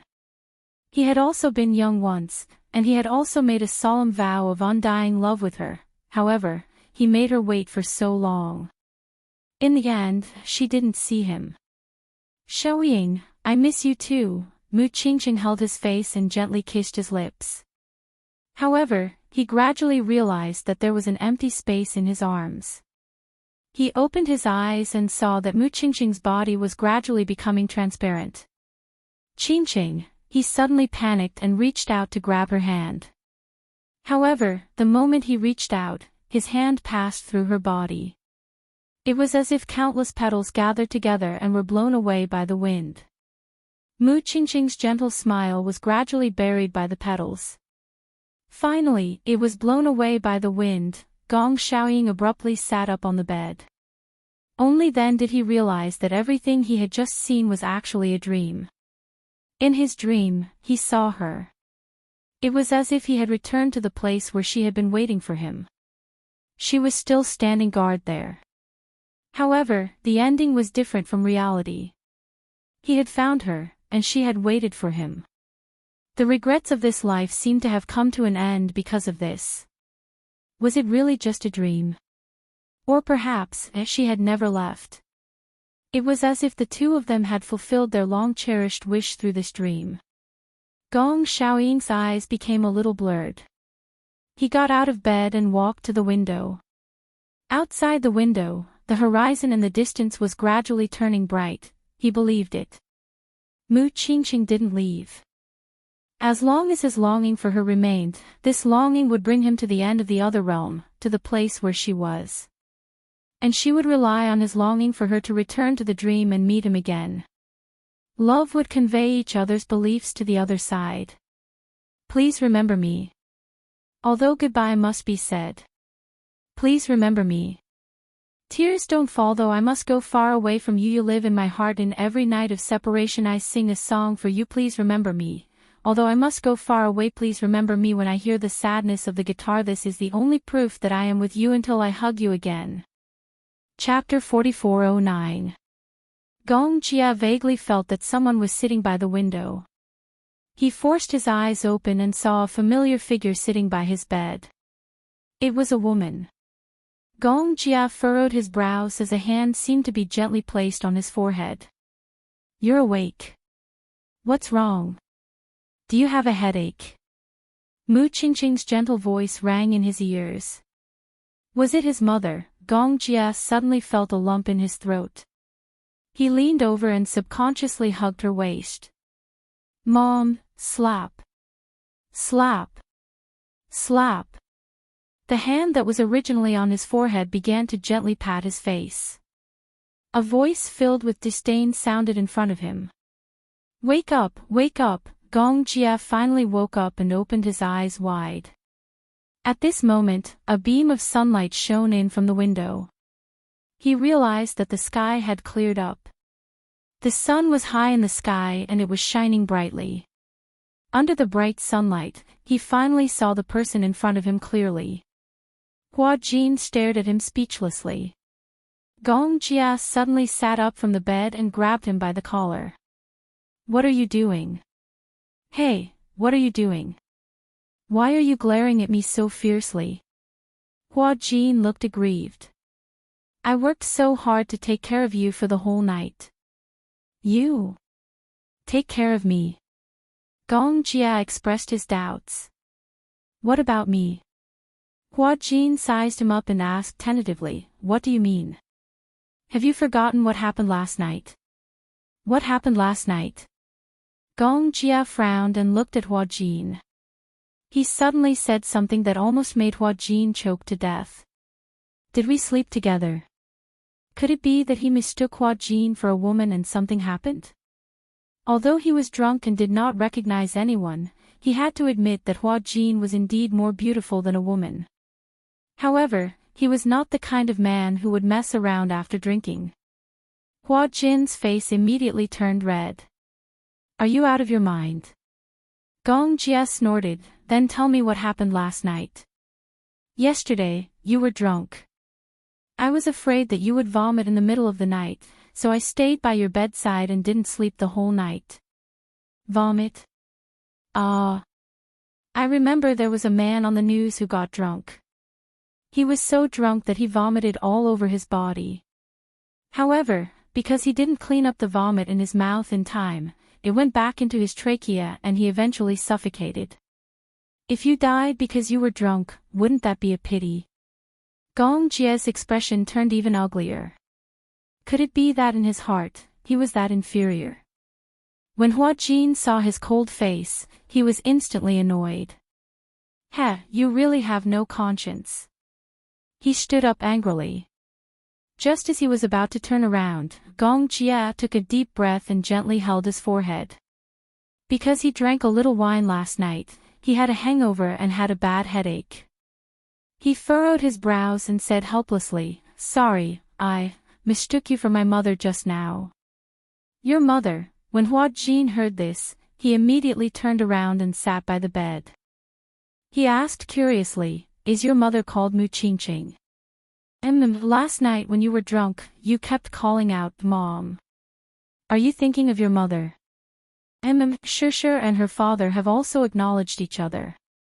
This is probably your mother's wish. Chapter 44:10. Gong Jia smiled all of a sudden. She's not dead. Not dead. Yes. Gong Jia turned around, opened the drawer, and took out a photo frame. In the photo, a woman was sitting on a flower bed. It was a photo taken casually. There were not many photos of Mu Qingqing when she was alive. Gong Jia had put in a lot of effort, but many of Mu Qingqing's photos were lost one after another when they moved or when they were dealing with her funeral. This was his best preserved photo. Gong Jia looked at the photo with a gentle gaze that he had never seen before. She's always lived in my heart. He had never forgotten. He believed that death was not the main point of life. Forgetting was. The candle of life would not be extinguished easily. The connection between people was their memories. He had always remembered her and carefully kept her in his heart, never forgetting her. He also firmly believed that as long as her memories were still there, she would not disappear. He also believed that once a person lost their life, their soul would go to another world. Although that world did not have a warm body, it had everything that this world did not have. Hua Jin smiled when he heard that. I also believe that as long as your memories are still there, she will always live in your heart. Are you in a hurry to go back? Aren't you going to stay for a few more days? After staying on the island for a few days, Yun Shishir mentioned that she wanted to go back home. On the tarmac, the private jet had been waiting for a long time. Gong Xiaoying, however, was reluctant to part with her. He repeatedly urged her to stay, hoping that she could stay on the island for a few more days. Dad, I didn't go back with Yaja because I wanted to bury the hatchet between us. Now that we've acknowledged each other, it's time for me to go back. However, Xiao Yichen and Yu will stay for a few more days. Hua Jin and Natalia will have to stay on the island for a while longer. Alice refused to let Natalia leave. She said that Yu needed a long period of observation after a few days, so she could not go back with Yun Shishir immediately. Thus, she could only return alone. Gong Xiaoying held his beloved daughter's hand, but he was reluctant to let go. He couldn't bear to let her go. Yun Shishir smiled and said, "It's not like we'll never see each other again. Anyway, since you've handed over Hurricane's affairs to Xiao Jie, you can come to our place to stay for a few days when you're free." However, Gong Xiaoying had his own concerns. "Shishir, do you think he will accept me?" Yun Shishir was stunned. She knew that Gong Xiaoying was worried that Mu Yaja would not accept him. "Dad, do you still hate the Mu family?" Gong Xiaoying's gaze turned complicated. He sighed and said helplessly, "Hate is just a term used by incompetent people.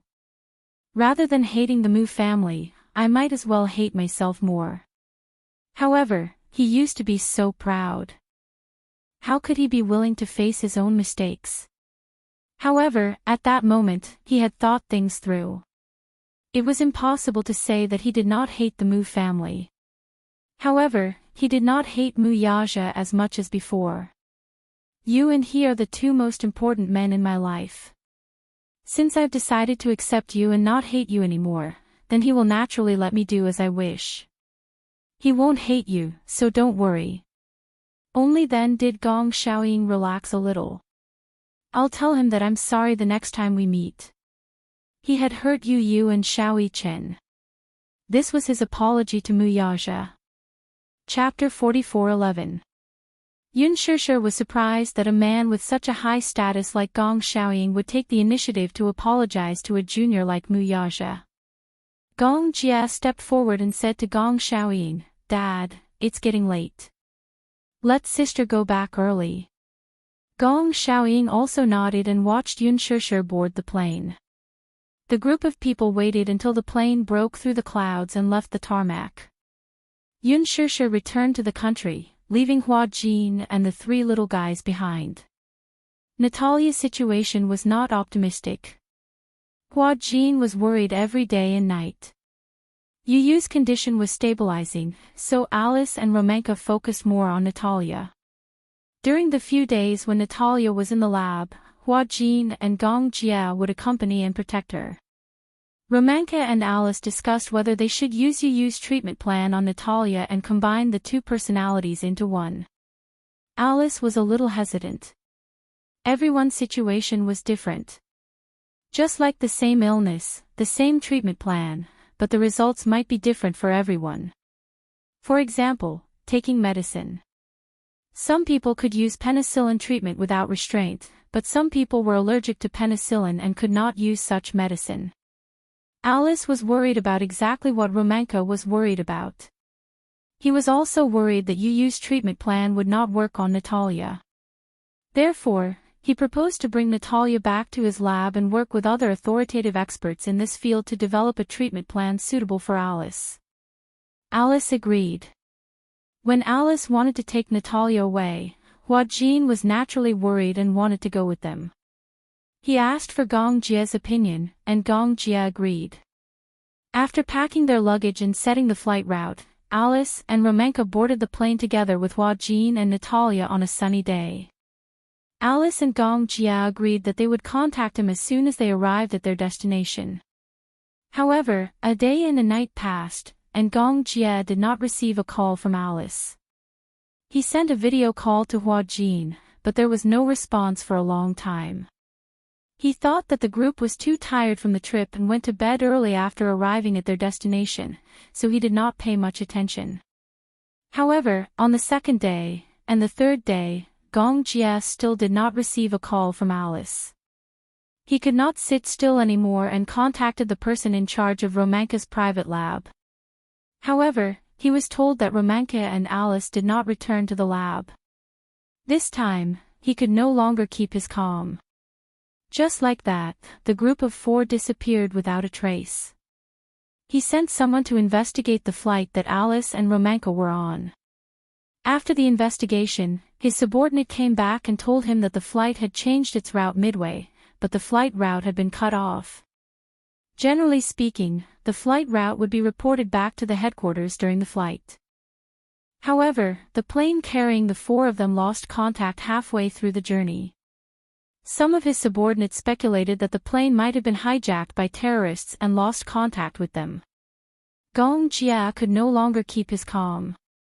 This plane was under his private name, and the body of the plane had a particularly eye-catching logo of the Hurricane Group.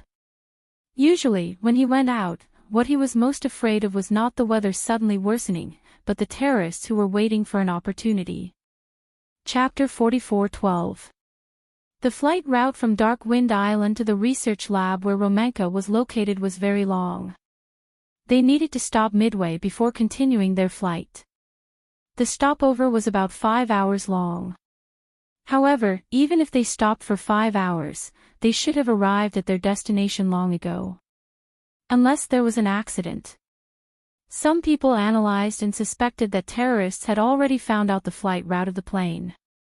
Moreover, they might have hijacked the plane when it stopped midway. Hijacking. They did not rule out that possibility. However, who could have hijacked the plane? There were too many possibilities. Hurricane Group had many enemies, especially in the Nanzhou and Zhongdong regions. There were many organizations that hated Hurricane Group. Guessing based on this alone was undoubtedly like looking for a needle in a haystack. Gong Jia was a little annoyed. Choosing to let them take the Hurricane Group's private jet was probably his biggest mistake. If they had really been hijacked, Gong Jia was 100% sure that these people must have come for him. However, there were no results at the moment. Therefore, these could only be categorized as guesses and could not be confirmed. However, as the investigation deepened, they basically ruled out the possibility of a plane crash or an air accident. Yu Yu and Xiao Yichen were on Dark Wind Island. They originally planned to return to China in a few days. However, something happened to Hua Jin and Alice, so their plan to return to China was temporarily put on hold. Someone was targeting Hurricane Group. There was no news for a few days. The people sent to investigate always returned empty-handed. Even if they had really been hijacked, they should have stated their conditions. Even if they had encountered extreme terrorists and perished together, they should at least want to see the person if he was alive, and the corpse if he was dead. There was no news at all. There was really no news at all. If they did not explode in silence, they would perish in silence. For a few days, Gong Jia's mood was very low. He did not know whether Alice and the others were safe or not. However, Yu Yu repeatedly comforted him that no news was the best news. However, Gong Jia did not think so. He had never been hijacked. There were countless terrorists eyeing him, but every time he went out, Hurricane would go up and down, eyeing him covetously. The mercenary group he sent out was enough to annihilate a medium-sized armed organization. No matter how many people had their eyes on him, it would be difficult for him to break through. However, there were many side branches of the Gong family who had encountered terrifying kidnappings. The hurricane grew stronger day by day. At the same time, walking on the edge was like walking on thin ice. Every step was frightening. He remembered that when Gong Jia was not yet 18 years old, he had heard of something. Ever since he was young, one of his older brothers who had always bullied him in the Gong family was kidnapped. Rumor had it that she was abducted by a group of anti-Japanese martial artists. Following that, she was placed under house arrest for 3 months. It was said that in order to prevent him from escaping, the martial artists directly cut off the tendons in his arms and legs. In the end, Hurricane paid a hefty price to redeem him, but when he came back, he was no different from a cripple. A ransom of 50 million was just a small sum to Hurricane. The reason why he generously offered 50 million was to protect the dignity of the Hurricanes. In the end, these militants did not end up well. They dared to go against the Hurricanes, but in the end, they suffered a double loss and were ruthlessly oppressed by the Hurricanes. However, the life of the person who was kidnapped was ruined. Chapter 44:13. Originally, a high-spirited young man, after experiencing an inhumane kidnapping, returned to Hurricane, but he was depressed. In the end, his wound became infected and worsened. In the end, he died young. After experiencing this incident, Gong Jia deeply understood that in this world, the strong preyed on the weak. It was easy to go up the mountain, but difficult to go down. When a person finally reached the peak and stood there for a long time, as the saying goes, it is lonely at the top. Wanting to come down again is no longer a simple matter. As the son of Hurricane, from the moment he returned to the Gong family, he was destined to have an extraordinary life. At the same time, he also shouldered a responsibility that was 100 times more difficult than that of ordinary people. Once you entered this cruel world, it would be impossible for you to escape. Then, he could only become stronger. Gong Jia had always been careful to protect the safety of his family. Every time he returned to China, he would be extremely careful whenever he met with Yun Shishir. What he was afraid of was that those who were secretly watching him would shift their attention to Yun Shishir. His sister was already married and had a family. She was no longer alone. In addition to her beloved husband, she also had 3 lovely children. He acted cautiously in everything he did, lest he bring her unexpected disaster. Hurricane was the world's arms factory. In addition to the heads of state, the government, anti-government militants, and extreme terrorists, there were all kinds of people who dealt with it. Dealing with killing must be accompanied by killing. Therefore, as the successor of the Hurricane Group, Gong Jia had long been used to the world of open and covert attacks. A moment ago, the president who signed an agreement with him and shook hands with him on friendly terms might go to the International Court of Justice to propose an express restriction on Hurricane in the next second. A moment ago, the terrorists who were baring their fangs and brandishing their claws at Hurricane and threatening to bomb the headquarters of Hurricane, the next second, they stood in front of him with a flattering face, groveling and raising their orders. In this world, there were no eternal friends, only eternal interests. The world was bustling, and I came for the interests. The world was bustling, and I went for the interests. Gong Jia was worried that Hua Jin, Alice, and the others were probably targeted by the terrorists. This was still a relatively ideal suspicion. If they fell into the hands of the extremists, then, the consequences would be unimaginable. Could it be someone from the Temple of Light? Gong Shaoying and Gong Jia were sitting in the study. Both of them were at a loss of what to do. In the midst of the silence, Gong Shaoying suddenly raised a suspicion. Gong Jia's eyelids twitched when he heard this. The Sacred Palace sect was a small sect when it was first established. Later on, it became a cult. It had been 20 years since its establishment. At first, it was just an ordinary independent religious group, but after Jim came to power, it slowly began to change. Until now, the Temple of Light had more than 5,000 devout followers. One of the main beliefs of the Temple of Light was the so-called Doomsday belief. The program continued to promote that in the future, the whole world would face a catastrophe, and only those who joined his sect would be spared. The sacred church asserted that the signs of the end of the world were everywhere, such as the destruction of the ozone layer, the spread of AIDS, the outbreak of global racial conflicts, and so on.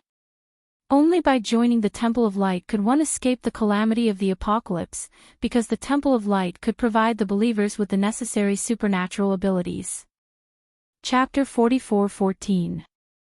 As the leader, Jim's main responsibility was to protect the believers and send them to the Holy Land, Sirius.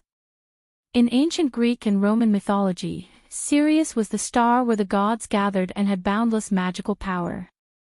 Didn't the leader of the Sacred Hall, Jim, try to sign an order with you some time ago? Gong Xiaoying sized up Gong Jia and was puzzled.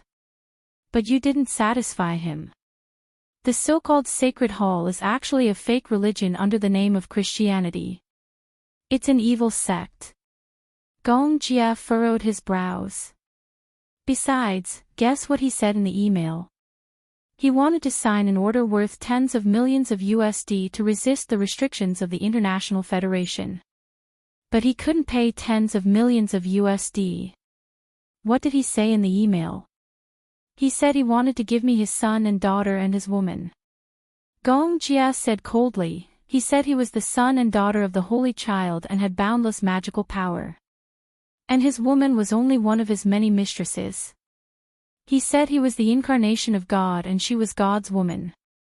Gong Xiaoying heard and couldn't help but snort. I don't know if he's really crazy or just pretending to be crazy. Gong Xiaoying was a little suspicious. I heard that you humiliated him in your reply to his email. Gong Jia didn't say anything and just kept silent. How did you humiliate him? Gong Jia said. I forgot. In other words, you humiliated Jim. That's the truth. Yeah, then you angered him because of that.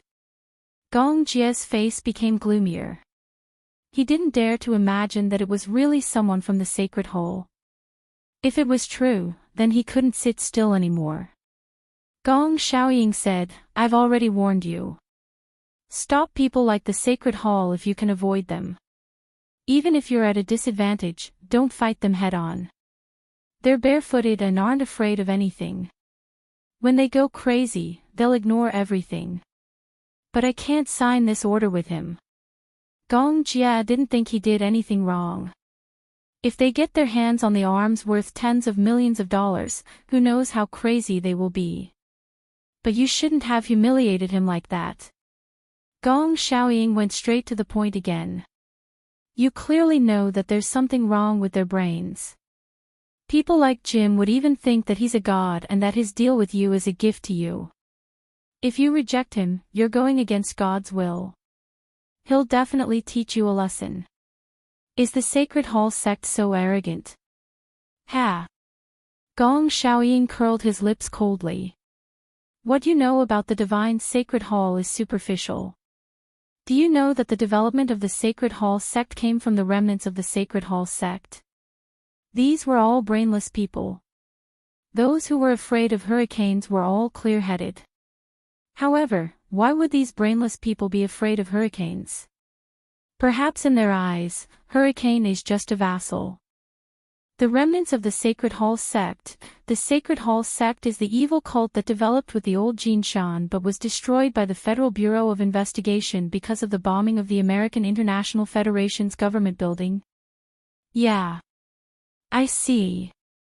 Gong Jia narrowed his eyes. His thoughts gradually fell into a deadlock. If it was really done by the Sacred Hall sect, then, he didn't dare to make a rash judgment. Chapter 44:15. Gong Xiaoying looked serious. If you can protect Alice, then protect her. After all, she is a senior member of Hurricane. Don't force her. Gong Jia's face turned even colder. He suddenly stood up, turned around, and looked at Gong Xiaoying. Hua Jin, Alice, Natalia. Not one less. Gong Jia turned around and left the office. Kira, send me all the information about the sanctuary. Gong Jia ordered to investigate all the information about the sanctuary. Yu Yu's face turned pale when he heard that it might be the sanctuary that did it. He knew a lot about the sanctuary. Uncle, do you know about the dark web? Gong Jia was surprised that Yu Yu mentioned the dark web to him. I know a little. The dark web was something that very few people who lived in peaceful countries could come into contact with during peaceful times. However, the dark web was very famous. There was a rumor that an international student from an American university was kidnapped. It was said that the murderer had already noticed the victim from the beginning and was lurking around her. However, no one knew whether the victim was dead or alive, or where she was now. Some people guessed that the victim might have been moved to an unknown place by the murderer. She might have died, or she might have suffered a fate worse than death. Do you know how those videos on the dark web came to be? What are you trying to say? Yu frowned and said with a serious expression, there are many videos on the dark web about mutilation, killing, and all kinds of inhumane Renti experiments. They all came from the sanctuary. Actually, this matter is not known to outsiders. I only learned about this because I intercepted a private email from the sanctuary's leader. Hiss, the man could not help sucking in a breath of cold air. Then. Hua Jin, his first thought was Hua Jin's safety. Even Gong Jie did not realize that at such a critical moment, he was more concerned about Hua Jin's safety than about Natalia. Yu said, if it's really the Temple of Light, then it'll be troublesome. However, I think that if it is really the Sacred Palace sect, they will not do anything to Hua Jin and the others. Perhaps, they will use Hua Jin and the others as hostages to restrain Hurricane and fulfill some of their conditions. Their condition should be the $50 million military order. The Jim Church can't take out that much money at all. They want to gain something without risking anything, so they came up with this idea. But I'm sure that regardless of whether you take out the 50 million order or not, Hua Jin and Alice won't survive. Even if you really take out $50 million worth of munitions, they won't let Hua Jin go. Gong Jia felt a chill in his heart. Chapter 44:16. Gong Jia felt a little helpless. Facing the cult, he had no idea what they would do. He said, the sacred shrine is sinister and cunning. I didn't expect them to do this. But no matter what, if it's really the sacred shrine, then even if there's only a 1 in a million chance, I won't give up on anyone. Yu also agreed. Just as everyone was panicking, Hurricane suddenly received an email. There were a few photos attached to the email, and it was also a threatening letter. However, it also confirmed Gong Xiaoying's terrifying guess. An account with the name Divine Shrine Sect sent an email. There were a total of 5 photos. 4 of them were photos of Alice, Natalia, Hua Jin, and Romanka. They were tied to chairs with black hoods over their heads. Alice, in particular, was covered in wounds and bruises. Hua Jin, on the other hand, was in no better shape. Although Natalia was a child, she wasn't treated well because she was a child. She was also covered in wounds. There was another photo that Gong Jia was shocked when he saw it. In the photo, the 4 of them had their hoods removed and were kneeling on the ground. In front of them were the decapitated bodies of the crew members. It was a very intimidating photo. Glorious decapitation. The sacred shrine had done a lot of dirty things. Their usual method was to imitate extremist terrorist organizations and use decapitation to intimidate their followers. In the sacred shrine, the church set up free cafeterias, daycare centers, elderly clinics, and other social services. The followers of the sacred shrine were people who felt hopeless in life and couldn't get help from society. They were drug addicts, elderly, and lonely people. They were dissatisfied with the reality of society and felt that their future was bleak. They were terrified of nuclear war. Many of them were influenced by nihilism and thought that life was impermanent and that living was a kind of pain. Therefore, after they joined the church, they often talked about suicide. The leader of the sacred shrine even organized a mass suicide drill in Guyana. However, some followers were influenced by the ugly methods of the church, especially when they learned that leader Jim stole followers' property, faked miracles, severely punished followers, and called himself the new savior. Therefore, some followers wanted to leave the organization and secretly escape. Running away from the church was considered a betrayal. Anyone who betrayed the church, once discovered, would face a glorious execution. The divine palace believed that only with a complete body could one ascend to heaven after death. However, once a follower was beheaded, they would only have the fate of going to hell. The church would even behead these traitors in front of thousands of believers to serve as a warning to others and serve as a deterrent. This tactic was extremely intimidating, and the church had tried it many times. Gong Jia realized that all the crew members had been beheaded. It was obvious that Natalia was not in a good mental state. At such a young age, she had witnessed such a cruel scene with her own eyes. She must have suffered quite a shock. But looking at Alice and Hua Jin, it was clear that they were still calm.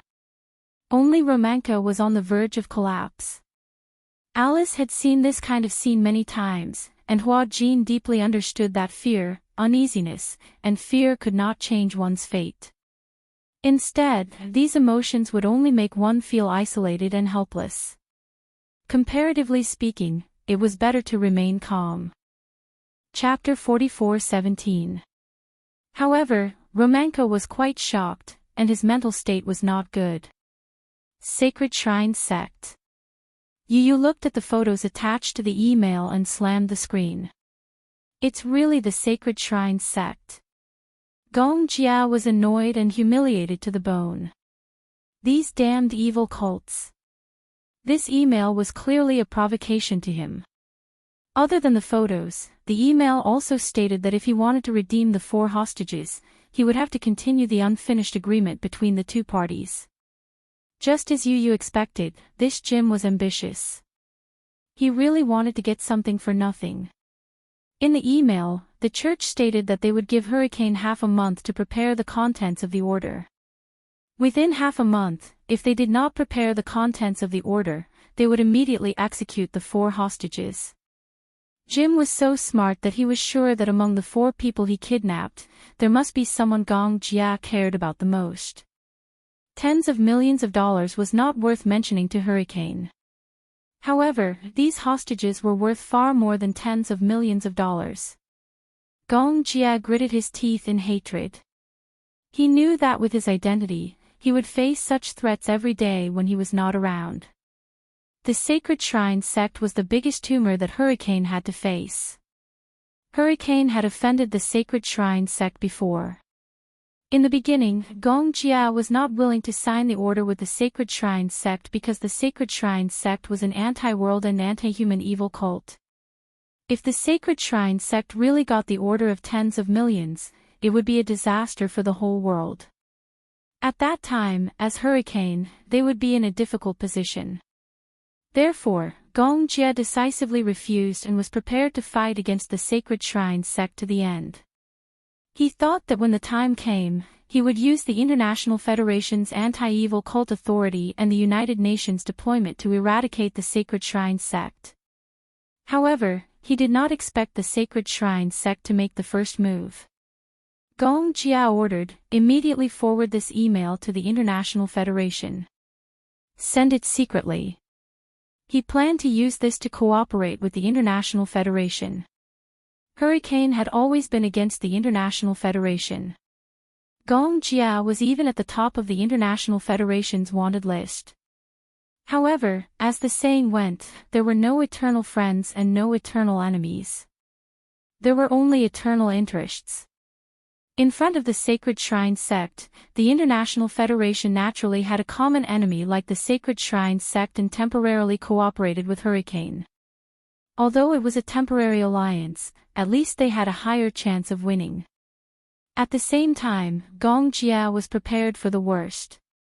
He issued an order to start preparing the orders requested by the Sacred Hole. 2 nuclear weapons, 3 in 1, and countless military munitions and ammunition. At the same time, the International Federation quickly replied to Hurricane's email. They expressed that they were willing to cooperate with Hurricane to eradicate the Sacred Shrine Sect. However, the International Federation asked Hurricane unconditionally. Of course, Gong Jia was unwilling.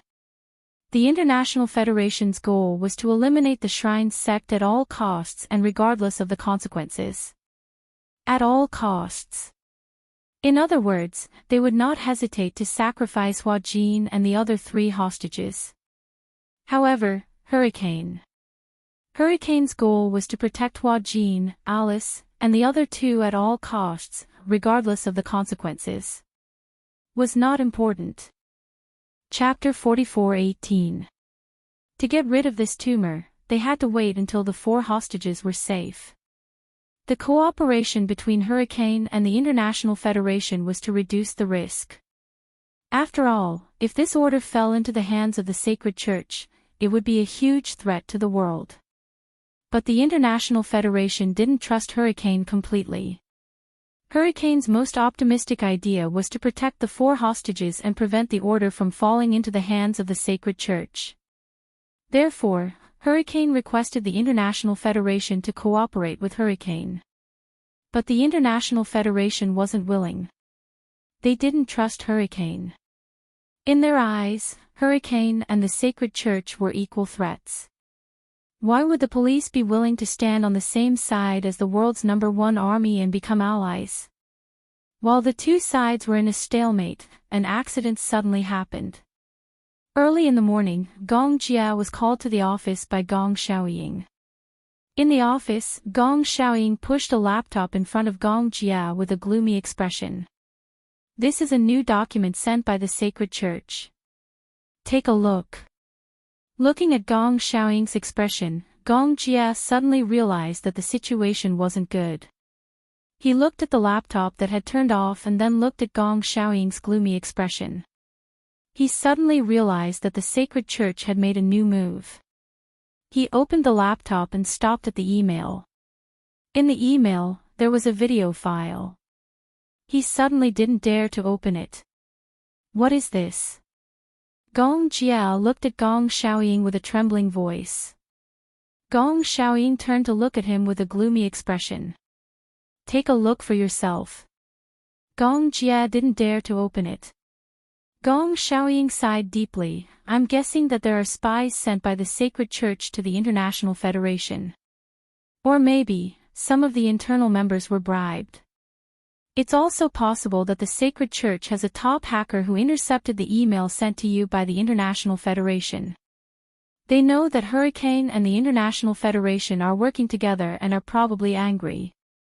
Gong Jia's body stiffened. He roughly understood what the content of the video was. Shao Jia, bang.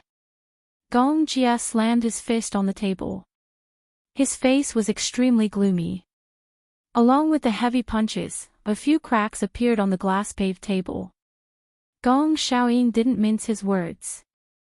The Church of the Sacred Shrine already knows that the Hurricane Force has reached an agreement with the International Federation. In my opinion, we might as well terminate the cooperation with the International Federation. Otherwise, if this continues, the hostages' lives will be in danger. Gong Jia took a deep breath and finally decided to watch the video first. After weighing the pros and cons in his heart, he finally opened the video. As soon as the video was played, a hostage was tied up in a dark room, unable to see the sun. In the dim light, Gong Jia could vaguely make out that the man in a balaclava sitting on the chair was none other than Romanka. His head was hanging to the side. He was obviously drugged and was unconscious at this moment. Then, a dark-skinned, weirdly dressed man walked behind Romanka with a butcher's knife. Gong Jia's heart almost jumped out of his throat. His hand that was holding the mouse trembled uncontrollably. Chapter 44:19. As the video progressed, Gong Jia saw the man violently remove the hood on Romanka's head and splash a basin of salt water on him. The salt water corroded the wounds on Romanka's body.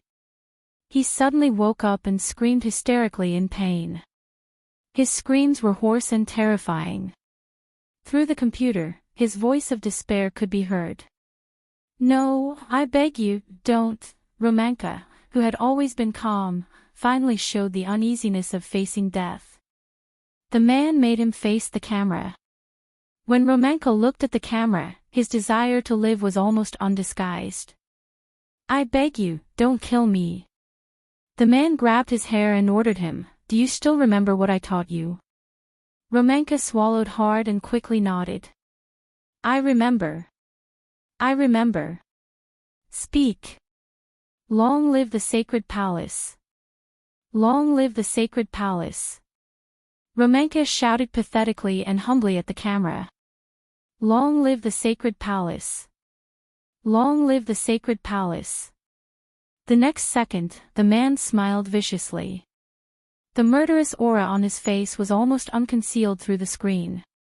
He raised the knife and pointed the sharp side at Romanka's throat.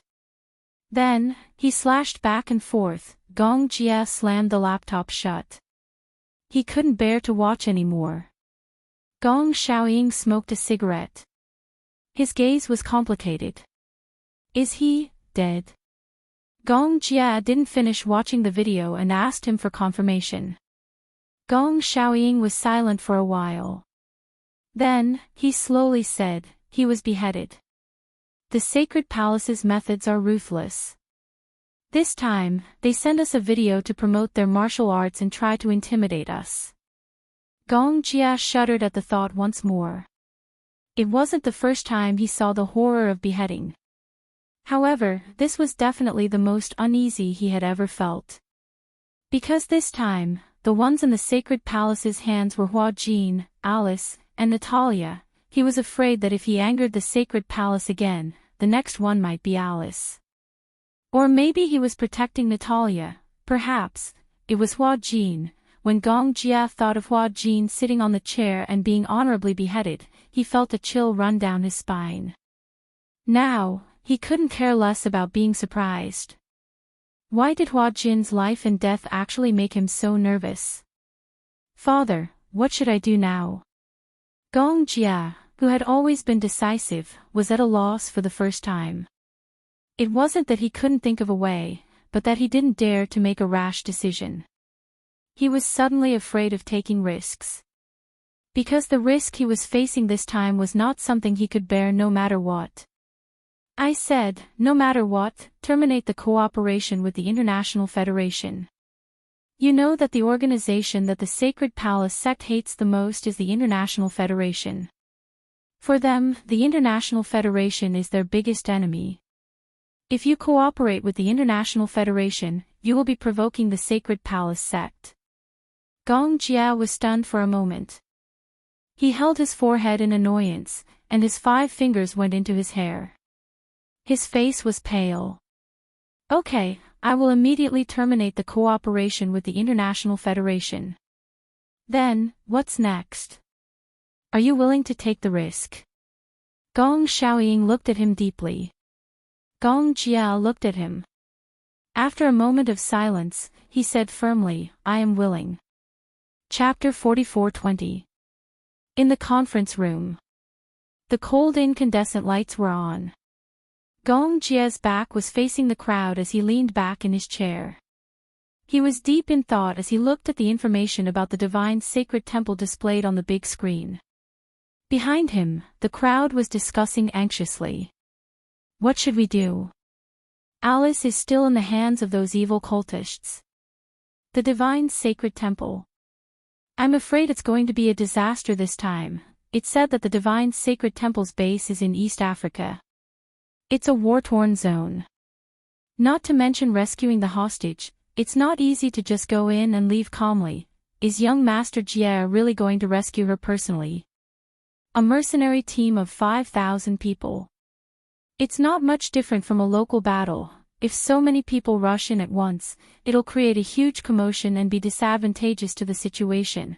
Those evil cultists have a lot of eyes. If they know that Hurricane has sent so many people, they'll definitely fly into a rage and kill the hostage directly. Gong Jia swept a cold glance over them. Are you done talking? Everyone was instantly scared into silence. Gong Jia turned around and glanced expressionlessly at his subordinates sitting around the long table. He suddenly stood up and placed his arms on the table, his expression serious. I've decided. Vermilion bird. The blonde woman immediately stood up. Yes. Gong Jia ordered, you, take 50 elite subordinates and escort the goods to East Africa with me. 50 people. Vermilion Bird raised her eyebrows but was a little worried. Young Master Jia, is 50 people really enough? It's enough. If there are too many people, it'll be difficult to control them. Although Gong Xiaoying had sent him a mercenary team of 5,000 people, it was just as some people had feared. If so many people went together, it would be too big of a commotion and alert the enemy. On the other hand, an elite team of 50 people would be easy to command and wouldn't attract attention. Vermilion Bird also understood Gong Jia's meaning. After confirming it, she nodded. After the meeting ends, I'll mobilize them immediately. Jed. Yes. Go and prepare the goods on the order immediately. Hearing this, Jeda didn't wait for Gong Jia to finish his instructions before asking worriedly, Young Master Jia, are we really going to do as they say? Since when did Hurricane allow these small fries to lead him by the nose? Prepare the goods according to the Sacred Hall's requirements. Those things can trigger a war at any time. Gong Jia frowned. Have I finished? Jed lowered his head guiltily. Nuclear missiles, intercontinental missiles, air defense missiles, none of them are equipped with a missile head. A firearm without a missile was no different from a cell phone without a motherboard or a pistol without bullets. Jed immediately understood. Understood, I'll go prepare it right away. Vermilion Bird asked, when are we leaving? Wait for my orders. Gong Jia raised his wrist and looked at his watch. It was about time for the people from the Sacred Hall to reply. Last night, after leaving Gong Xiaoying's study, Gong Jia learned that someone from the Sacred Shrine had sent him another email, urging Gong Jia to prepare the goods as soon as possible. Gong Jia proposed a condition for the exchange. Before escorting the goods, Gong Jia had to confirm the safety of the hostages. However, as he expected, the people from the Sacred Hall were very cautious about this and rejected it immediately. Chapter 44:21. His attitude was firm. He claimed that the most important hostage to him had already been beheaded, and the remaining 3 hostages were dispensable. If they couldn't even confirm the safety of the hostages with a simple video call, then there was no need to talk about this deal. They could do whatever they wanted with the hostages. Gong Jia said this to weaken the confidence of the Sacred Palace sect. They had originally thought that Alice and Natalia would be the 2 most important hostages to Hurricane, while Romanka and Hua Jin would be on their list of targets to be executed. They originally planned to execute Romanka first as a show of strength. If Hurricane didn't cooperate, then they would execute Hua Jin to force Hurricane to submit. Gong Jia said this to make the Sacred Palace sect think that the 3 hostages weren't that important to Hurricane. This would weaken the Sacred Palace sect's confidence. Of course, Gong Jia also knew that the Sacred Palace sect wouldn't believe him so easily. But, Hurricane also issued a warning. Once Jim gave the order to execute the hostages, then it would be the end of the Sacred Palace sect. At that time, Hurricane would use all its power to completely destroy the Sacred Palace sect. In fact, it would be easy for Hurricane to deal with the Sacred Palace sect. On this point, Jim knew what he was doing. However, Gong Jia's words were undoubtedly a threat. Although Jim had doubts about what Gong Jia said, and the 3 hostages were also doubtful about the importance of Hurricane. However, at least Hurricane was willing to sit down and negotiate with the Sacred Palace sect. This proved that the remaining 3 hostages were still valuable to Hurricane. However, Gong Jia's impatient attitude made Jim feel a little guilty. Soon, the Sacred Palace sect sent an email to confirm the video call at 8:00 in the evening. 8:00 in the evening. The Sacred Palace sect connected to Hurricane and sent a video call on time. Gong Jia accepted the video call. Soon, the blurry image of a person sitting on a chair appeared. Gradually, with the adjustment of the video, the image became clearer and clearer. The silhouette of Hua Jin's figure was reflected in his eyes. Hua Jin was tied up and sitting on a chair. Even though his head was covered with a black cloth bag, Gong Jia still recognized him at a glance. Based on the outline of his body, he could basically confirm that this hostage was Hua Jin himself. However, he seemed to be unconscious now. Hua Jin's head drooped to one side. His entire body was limp. He didn't seem to be sitting at all. Instead, he seemed to be tied to a chair. Gong Jia had a bad premonition. He gripped the table tightly but forced himself to calm down. What's wrong with him?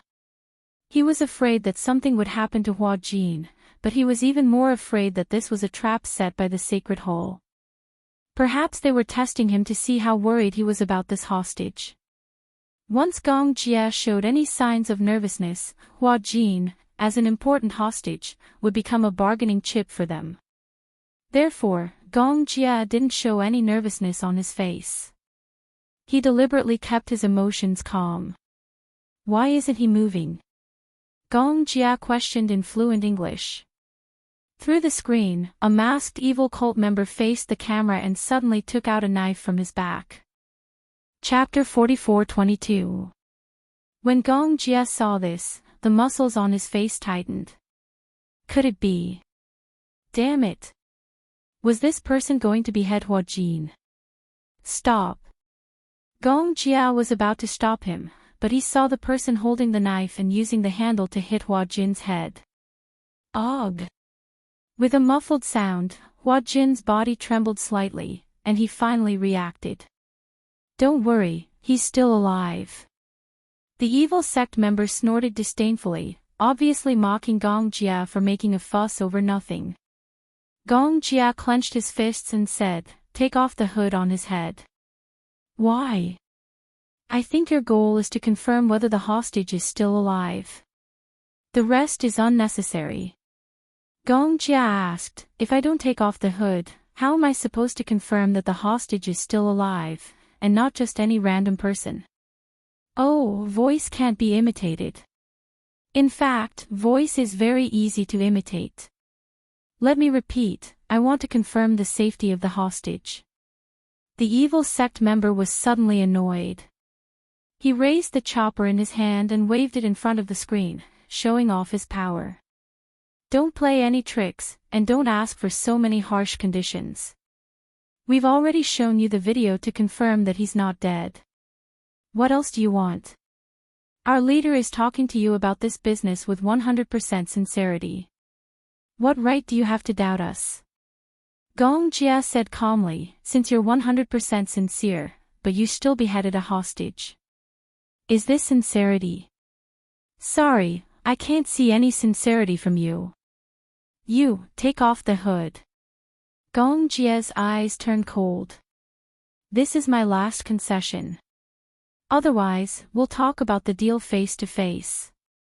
The evil sect member was so angry that he paced back and forth a few steps. However, in front of Hurricane, they did not dare to be too arrogant. Gong Jia's attitude made them uneasy. They were really worried that Hurricane would be indifferent to the three hostages. No matter what kind of kidnappers, they were most afraid of kidnapping hostages that had no value in negotiation. Therefore, they did not dare to be too presumptuous. Okay, this is also our last concession. The heretic walked to Hua Jin's side and tore off the black cloth bag in one swift motion. Hua Jin's weak and pale face was immediately reflected in his eyes through the screen. Gong Jia looked at Hua Jin, and for some reason, he felt an inexplicable palpitation in his heart. It was obvious that the evil sect members were not polite to him. A round of beating was unavoidable. There were some slight bruises on his face and some bloodstains on his neck. He didn't know how he got them. He was very weak now. So hungry, water. Water. Water. One could vaguely see that his lips were extremely dry and cracked. Other than that, his voice was very low, as if he had not eaten for days. Gong Jia was a little angry. It seems like they haven't eaten for a long time. The evil sect member did not think so. He won't die if he doesn't eat for a few days. But he said he's hungry and wants to drink water. You haven't given him water for a few days. That's none of your business. The evil sect member snorted. Anyway, we just need to make sure he's still alive. We don't care about the rest. Chapter 44-23. Gong Jia was getting more and more furious. Hua Jin, a man, was already in such a state. It was hard to imagine how Alice and Natalia, a weak woman and a young child, had been tortured by them. They probably didn't even give them a sip of clean water. Give him water. I'm warning you too. Don't ask for too much. Too much. This request was too much. Gong Jia was infuriated. If he could transmigrate, he would definitely rush past this screen and strangle this heretic. He said angrily, treat these 3 hostages well. It won't do you any harm. Boom. Through the video feed, one could vaguely feel the earth quaking and mountains shaking. The place where Hua Jin was seemed to have been bombed by artillery in the war-torn zone. The heretic said coldly, you've seen it too. There's a war going on here all the time, and there's a shortage of food. Gong Jia couldn't say another word. He turned his head and signaled with his eyes. His subordinates were also very smart. They immediately understood and began to investigate the location of the video. Gong Jia. Is that you? Hua Jin seemed to have regained some of his consciousness. In his daze, he muttered a few words. Gong Jia immediately replied, it's me. The 2 of them communicated in Mandarin. The heretic obviously didn't understand Mandarin. Worried that Hua Jin would use Mandarin to send a message to Gong Jia that would be unfavorable to them, he immediately chopped him with his hand. Hua Jin let out a muffled groan, but he resisted the urge to scream. Gong Jia said, don't worry. Wait for me. I'll make sure that you'll be safe. Okay, Hua Jin didn't dare to say anything more. It wasn't that he submitted to the people from the sanctuary, but he was worried that Gong Jia would be too worried. That's it. Hurry up and prepare the things we need and set a time and place. We can't wait that long. With that, the video signal was cut off. Gong Jia slammed his fist on the table and gritted his teeth in anger. Young Master Jia, we've located their location. Where? The coordinates have been generated, but they are in a neutral zone between 2 war zones. Although they are not in the war zone, they are in the middle. No wonder the people of the Temple of Light wanted a large number of armaments. He sucked in a deep breath of cold air. All right, we'll leave tomorrow morning. Gong Jia ordered. Vermilion Bird worriedly walked over and looked at Gong Jia. Do you have to go personally? This time, it bodes ill rather than well. Why don't you leave it to me? We will definitely bring the 3 of them back safely.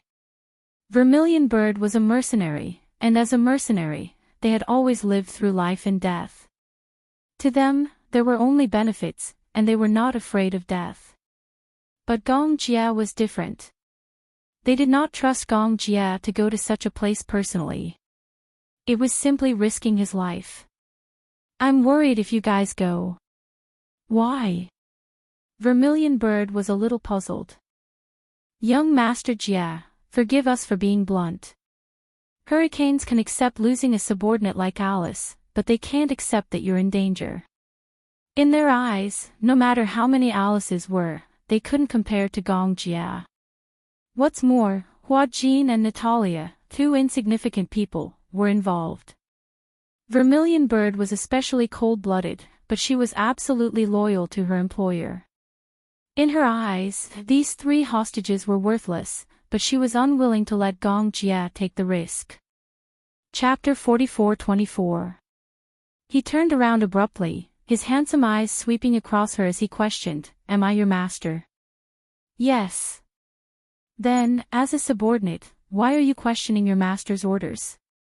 This sentence left the Vermilion Bird speechless. In her mind, Gong Jia was the king and she was the subject. Therefore, she had to obey Gong Jia's orders unconditionally. But Zhu Ke wanted to say something, but Gong Jia glanced at her. Zhu Ke lowered her head guiltily. I understand. East Africa. In the confinement room, every corner was covered with cobwebs. Rats ran rampant and mosquitoes and flies flew everywhere. There was not even a vent here. There was no daylight and dust filled the air. It was extremely turbid. The small space was filled with the smell of blood. The door suddenly opened. Hua Jin was pushed in. His feet were chained. He staggered and fell face down on the ground. Alice was nervous. She was in a semi-conscious state. Because she had only eaten a small amount of rice and water for a few days, she was a little muddle-headed. Hua Jin's muffled groan woke her up. However, she did not dare to say a word, not even a word of concern. Her eyes were covered by a blindfold, so she could not see anything. She could only hear Hua Jin groaning in pain. Shut up. Keep quiet. The son of bitch.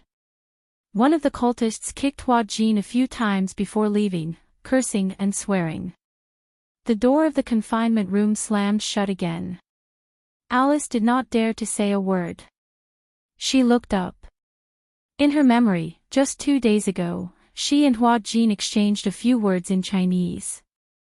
Through the 24-hour surveillance camera, a group of evil sect members immediately rushed in and punched and kicked them. She did not dare to speak to Hua Jin again. Originally, Alice thought that no one would dare to do anything to them because they were backed by Hurricane. Until, she saw Romanka being beheaded and his throat slit with her own eyes. She completely realized that this group of evil cultists were inhumane. They were not afraid of the Hurricane at all. In order to save her life, Alice swallowed her anger and didn't dare to speak out again. Hua Jin, on the other hand, had never suffered like this before. Even though the filming environment was extremely harsh, it was not even 1/10,000th of this place. Not to mention, it was a fear that could not be hidden. He didn't even know what these crazy cultists would do in the next second. Every minute of his life was extremely precious to him. He didn't even know if he would live to see the sun rise tomorrow. In fact, the cultists did give them some food and water to eat. In fact, whether it was Alice, Hua Jin, or Natalia, they were all very important to them. After all, the hostages were their bargaining chips in the negotiations with the Hurricanes. Before the negotiations were successful, they naturally hoped that the hostages would live well. But, the rice and water given to them every day was pitifully little. They were originally in a war-torn zone. When the war broke out, Jim also wanted to migrate, but they were caught between the anti-government armed forces and the Orthodox army, so they could not move an inch. So, they requested to negotiate with the Hurricanes. Because of the war, the clean rice and water they had was already very precious. Therefore, the food given to the hostages was naturally even less. Chapter 44-25. Hua Jin came back after being beaten up. As soon as the cultists left, he struggled to kneel on the ground and vomited a mouthful of blood. He raised his head and struggled to move in the direction of Alice based on his vague memory. His hands and feet were chained. In order to prevent him from escaping, his eyes were also covered with a black cloth. He moved to Alice's feet and leaned against the wall with his back against her. Alice stretched out her palm. Then, Hua Jin stretched out his finger and struggled to write on her palm stroke by stroke. Alice had a hard time trying to decipher the words with the help of his hand gestures. Hua Jin wrote a few sentences. Just now. Gong Jia had a video call with them to confirm whether we are still alive. It seems that he is ready to take action. Alice, don't give up. We will definitely live well. Alice took a deep breath and seemed to feel that the wounds on her face were gradually not painful. She stretched out her blood-stained finger and wrote on Hua Jin's palm. I will persevere. You must persevere too. Okay. We will definitely wait until Gong Jia comes to save us. Okay. The two of them struggled to rely on their hands and write on their palms, passing the message to each other. Natalia also woke up slowly. She opened her eyes and looked at the ceiling deck. The corners were full of cobwebs. Her stomach was growling with hunger, but she knew that it was not time for dinner yet. No matter how hungry she was, it would not help. Are we going to die? Natalia grumbled, feeling wronged. In fact, she was not afraid of death. Since she was kidnapped here, Hua Jin and Alice took care of her a lot. At least, she was spared from a lot of beatings. Under the protection of Hua Jin and Alice, she did not suffer much except for not being able to eat enough, sleep well, and wear warm clothes. However, it was because of this that Natalia was extremely distressed. Although she was still young, she knew very well how much Hua Jin and Alice had suffered for her. Because of frustration and guilt, she could not hold on any longer. If she could, she would rather bear the pain for Hua Jin and Alice. It was time to deliver food. Hua Jin and Alice had already figured out that there were guards around the confinement room. However, this group of guards was usually on duty for 12 hours. Moreover, after 12 hours, they would be replaced. However, Hua Jin and Alice's judgment of time had been completely blurred after being in the dark for many years. Just now, Hua Jin's had to head from the confinement room to another room. Because he had no idea what time it was. But he vaguely guessed that it should be time for the shift. At the same time, this also meant that this was the 4th day since they arrived. The 4th day, Hua Jin let out a silent sigh. Hua Jin, Alice lowered her voice and called him in a voice that was almost inaudible. Hua Jin turned his head and met her eyes. The window was nailed with wooden boards, but the morning light outside the window shone in through the gaps.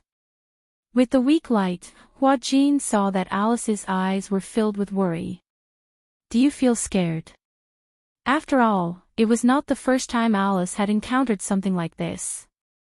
But for Hua Jin, it was the first time in his life that he had been kidnapped. Scared? Of course I'm scared.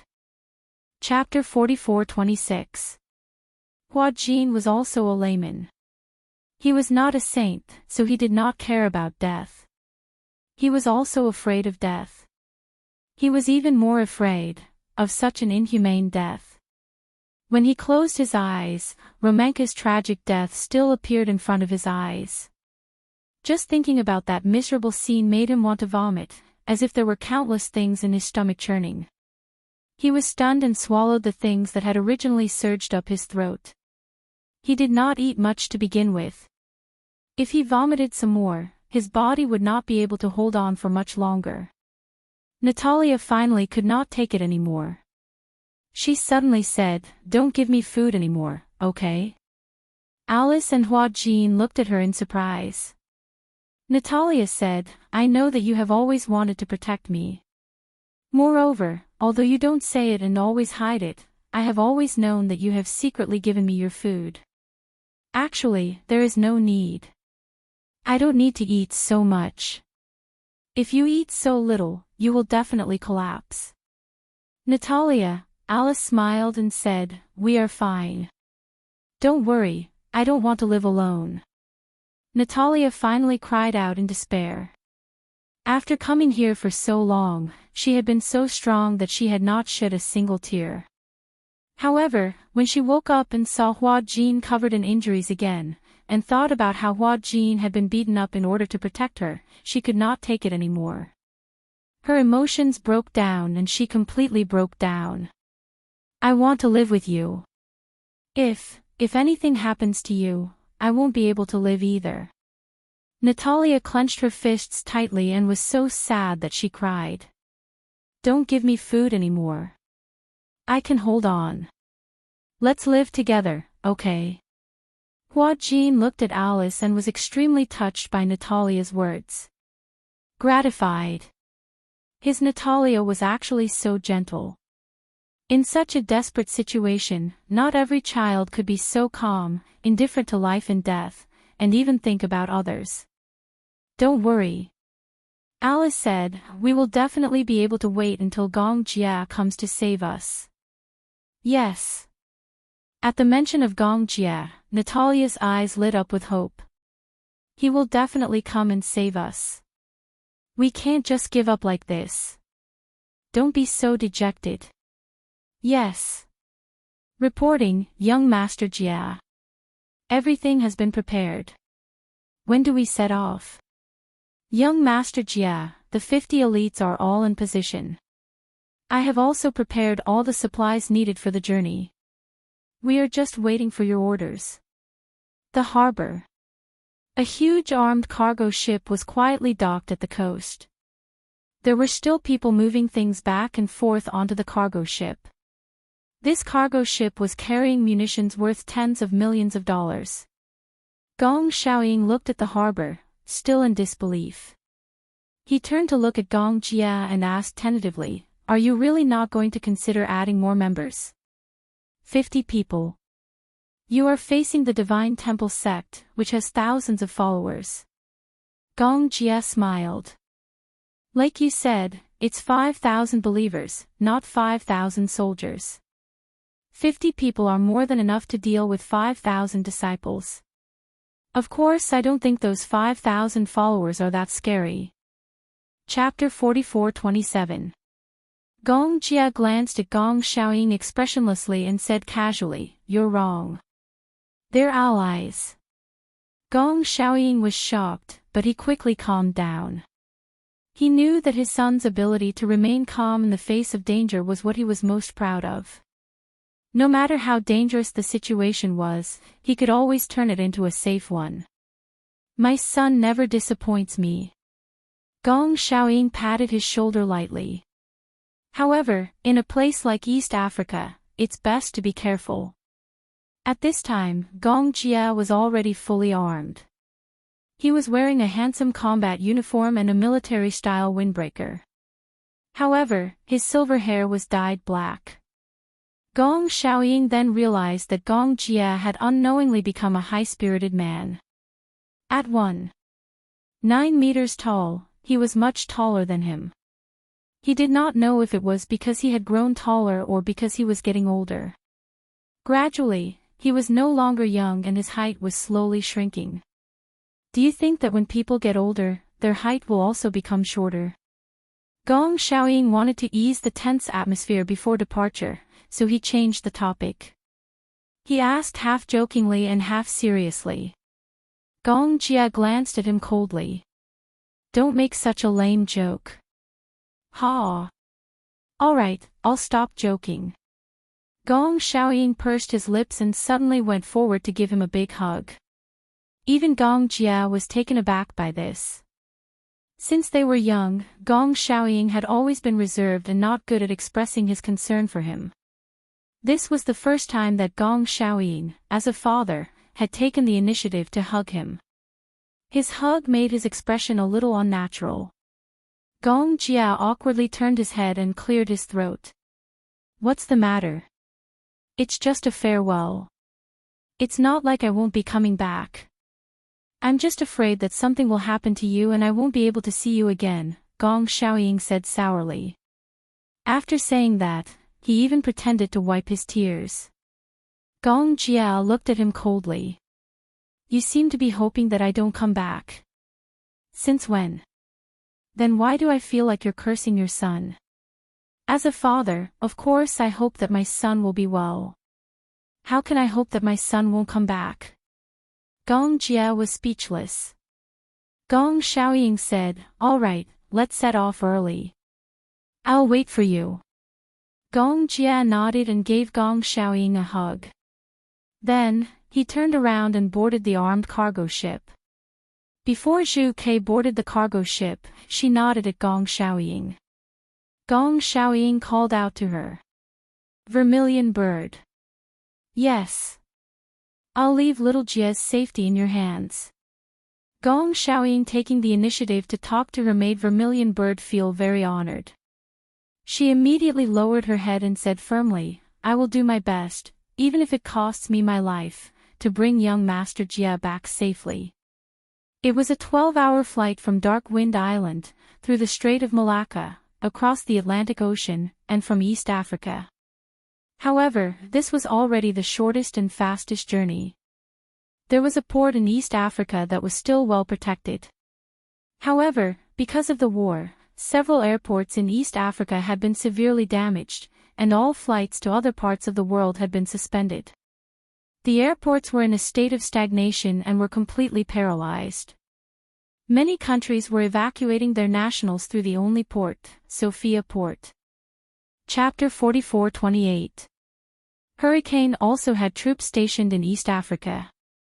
At that time, when the ship docked at the port, the troops stationed in East Africa would come to pick them up. The voyage at sea was extremely boring, and they had to deal with the harsh sailing environment. On the day of departure, they encountered a storm. At night, the sea breeze was very strong, and the waves hit the cargo ship. Even the experienced Gong Jia could not sleep well at night. When he slept on the bed, he felt dizzy, as if he was lying on the top of the waves. He wanted to vomit, but because he did not eat anything, he could not vomit at all. All communication relied on the satellite phone. On the ship, they could not eat anything too greasy. Other than nutritious cans, pure water, and all kinds of fruits, meat was basically eliminated. Dawn. Gong Jia could not sleep, so he came to the deck early, chewing on a nutrition bar, and looked at the sunrise on the horizon with a calm expression. "Did you not sleep at all last night?" Zhu Kei's voice came from behind. Gong Jia turned around and glanced at her. "Why are you not asleep?" "It's my turn to be on duty tonight." Zhu Kei strode over. "Immediately. I'm going to rest for a while. If I don't rest well, how can I deal with the next battle?" As a mercenary, Zhu Kei had a very powerful ability. That was, no matter when, where, what happened, whether sitting, lying, kneeling, or lying down, as long as she closed her eyes and wanted to sleep, she could quickly fall asleep in 10 seconds without being affected by the environment. This was not considered powerful. What was really powerful was that even when she was asleep, she could control when she woke up. She remembered that once, when she was carrying out an operation in the wild, she was lying on the battlefield, surrounded by corpses. The place where she lay was full of stinking blood. But when she closed her eyes, she quickly fell asleep. The rain of bullets and cannon fire did not wake her up. Under the cover of the trenches, she slept very peacefully. At night, the war subsided, and she had enough sleep. When she woke up, she snuck into the enemy's base with her own strength and killed the exhausted enemy one by one. Zhu Kei was absolutely an outstanding mercenary. For her, as long as the target was chosen by her employer, to her, killing was no different from stepping on an ant. Sometimes, Gong Jia was envious of her good quality of sleep. Gong Jia bit on the nutrition bar and suddenly asked curiously, "How did you do it?" "What?" "Sleeping when you want to, this is also a kind of ability." Sometimes, Gong Jia would have insomnia. Sometimes, he would dream of many people. Mu Qingcheng, Yun Shishir, those messy people made up a messy dream. So much so that no matter how long he slept, he still felt groggy. The vermilion bird smiled and walked over. She leaned against the railing and enjoyed the sea breeze. She calmly said, "Because besides killing people, I have nothing to worry about." She didn't have any burdens or concerns. He had no family, no lover. To her, she was all alone in the world and did not need to worry about anything. At the same time, feelings were a huge taboo for her. Whenever she touched it, it would become a burden to her. Therefore, even though he was almost 27 years old, he was still alone. "Won't you feel lonely?" Gong Jia smiled. "Your life is made up of smelly things. Money, blood. Would such a person really not feel lonely? Chapter 44:29. Vermilion Bird disagreed. I've been alone since I was born, and I'll be alone until I die. She came alone, and she left alone. Not a sound was heard. Gong Jiao looked at her quietly and suddenly said, being a mercenary is not a long-term plan, and it's not a lifelong business. People will eventually grow old. When you're old, you won't have the strength to hold a gun or fight anymore. What will you do? Retire. Vermilion Bird said, I've already thought about it. When I'm 35, I'll retire. I'll buy a high-end condominium in the busiest part of Los Angeles and raise a Doberman. That's the most comfortable life I can imagine. You've never thought about marriage? Marriage? Vermilion Bird heard this and laughed. Marriage is so scary. This word is a disaster for me. Vermilion Bird smiled. I won't get married. Not in this lifetime. What a lonely life. Gong Jia commented mercilessly. What about you? Vermilion Bird laughed coldly. Aren't you lonely? Young Master Jia, you're almost 30. When are you going to get married and have children? Get married, Gong Jia silently swallowed all the energy bars. He smirked as he chewed. You don't seem to be interested in women. Vermilion Bird said as she inched closer to him. Logically speaking, when a man stands in front of me, his breathing rate will quicken, his face temperature will rise, and his breathing will become hurried. But you don't seem to be moved. Vermilion Bird was a very beautiful woman. She had a head of natural blonde hair, a fair face, and deep eyes that could capture one's soul. No matter what man stood in front of her, they would feel helpless. Gong Jiao looked at her expressionlessly and suddenly said something that could choke her to death. Oh. You're a woman. Why can't I tell? Vermilion Bird resisted the urge to vomit blood.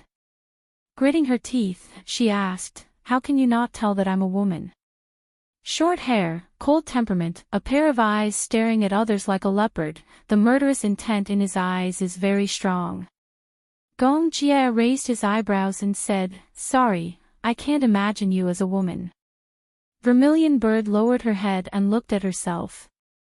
Combat uniform, bulletproof vest, knee-high combat boots, a defensive master sword and 2 desert eagles were fastened to her waist. It seemed that the murderous aura was indeed very heavy. Are you sure you're not bragging? Gong Jia teased, if any man is interested in you, he's the one with the wrong orientation. The Vermilion Bird was left speechless. She flicked her fringe and said coldly, forget it. We're talking the same language.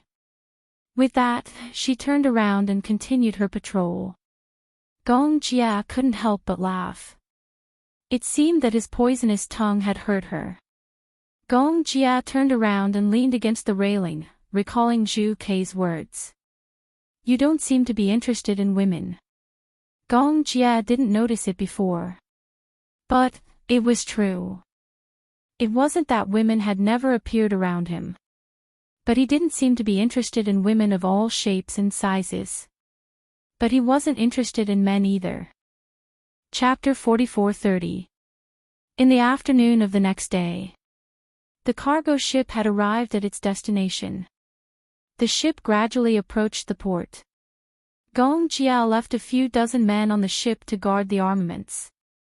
He brought Vermilion Bird and a few elites down the ship. Gong Jia and his men were in disguise. They wore a robe and a hat, but as soon as they got off the ship, he vaguely sensed that there were countless pairs of eyes staring at him and sizing him up. He didn't know if these people were from the sacred shrine. They probably already knew that the Hurricane Group's cargo ship would be docked at the port at this time, so they sent people to check the situation. The cargo ship was docked at the port, but Gong Jia wasn't worried about them hijacking the ship. Even the international armed forces were wary of the Hurricane Group's cargo ship. The cargo ship had so much space. When the Hurricane Group modified the ship, they didn't want to waste any space. Even the smallest space was stuffed with an interceptor missile. Even the crazy cult members wouldn't have the courage to get close to the cargo ship. They wouldn't dare to rob the cargo ship unless they were tired of living. However, the news of the arrival of the Hurricane Group's munitions would definitely be sent back to the sacred shrine. Gong Jia didn't show any abnormalities. He pretended to be a passerby. Soon, he felt that the eyes that were sizing him up quickly dispersed.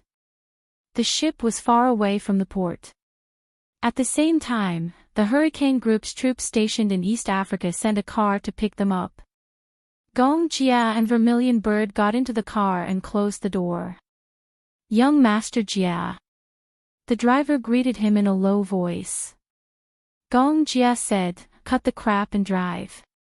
"Okay." The Hurricane Group was stationed in East Africa and set up a headquarters. Most of the Hurricane Group's markets were in the North American and African markets. In the North American market, the bulk of the orders were from the Mexican government. As for the African market, East Africa wasn't a free market. However, it was a transportation stronghold that led to South Africa. To go to South Africa, one had to pass through East Africa. Hence, the Hurricane Group had already set up an absolutely mature freight route in East Africa. At the same time, in order to dispatch goods, Hurricane set up a command center in East Africa and stationed many relay stations. Most of the munitions relied on airplanes and waterways. Goods were transported to the target port by waterways, then unloaded from the port and transported to the target by container trucks. These stations were used to resupply these trains. In addition to the necessary gasoline, there were also food and military supplies. At the same time, these stations were also responsible for collecting intelligence and relaying intelligence. Before they left, Gong Jia had sent the coordinates of Hua Jin's location to these relay stations in Morse code. The relay station was responsible for collecting information and accurately locating Hua Jin's location. Gong Jia's idea was very simple. Simply and crudely, he would charge into the headquarters of the Holy Church, then control all the cultists and rescue the 3 hostages.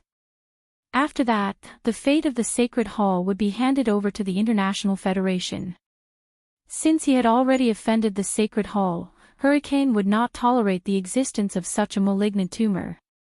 However, the intelligence gathered by several relay stations made Gong Jia realize that this matter wasn't so simple. "I think the Sacred Hall has already transferred the hostages separately." Transferred separately. Chapter 44-31. The subordinate reported to him, "The 3 hostages have been transferred to different places." In other words, Gong Jia followed his words. Once one of the hostages is rescued, the Sacred Hall will get the news and the other 2 will lose their lives. Yes. Gong Jia frowned and tapped his fingers on the table. He hesitated. Red Sparrow said, "Is it difficult? Locate the 3 hostages and rescue them in batches. We brought 50 elites and divided them into 3 teams to infiltrate the Sacred Hall's secret hideout and catch them all in one fell swoop." Gong Jia agreed with Red Sparrow's suggestion. The Vermilion Bird had a wealth of experience, so she had an excellent reaction time to deal with such situations. However, the subordinate sighed and revealed a worried expression. "Officer Red Sparrow, it's not that we haven't thought of your idea. However, after being stationed in East Africa for so long, we've dealt with the Sacred Hall many times. They're definitely not as simple as you think. You may not be familiar with their behavior, but we're very familiar with it. Living in East Africa, what the civilians are most afraid of is not the government army or the anti-government army, but the Sacred Hall and the Gitaman terrorist organization. Their methods are extremely cruel and inhumane. It's not something we can imagine. I think that once the Sacred Hall's people know that the Hurricane's cargo ship is docked, they'll tie a special device to the hostages to prevent the Hurricane's mercenaries from rescuing the hostages." Gong Jia's expression turned solemn at once. "What special device?" "There'll be an explosive device on the handcuffs of the hostages. These devices are connected to a network. In other words, the handcuffs of the three hostages are connected. Once one of the handcuffs breaks or the lock is unlocked, the handcuffs of the other two hostages will explode. At that time, the other two hostages will be blown into a pile of flesh and blood. We have a few subordinates who were taken hostage by the sacred hole. We tried to rescue them, but the handcuffs were unlocked and the other three hostages were blown into a pile of flesh and blood. Even though it was a plain narration, one could still imagine how frightening that scene was. Red Sparrow listened but didn't say anything.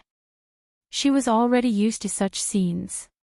A mother-child linkage device. Red Sparrow immediately thought of the name of the device. I remember seeing this device when I was on a mission. In fact, it's not a high-tech method. It's a very simple principle. The three handcuffs have an explosive point and a linkage device. If one of the devices is opened, then the other two devices will automatically switch to the explosive point and cause an explosion. How do we solve it? Gong Jia suggested, if you're not in a hurry to remove the handcuffs, why don't we rescue the three hostages first and find a way to access the device after we return to Hurricane City? Hearing this, the vermilion bird fell into silence.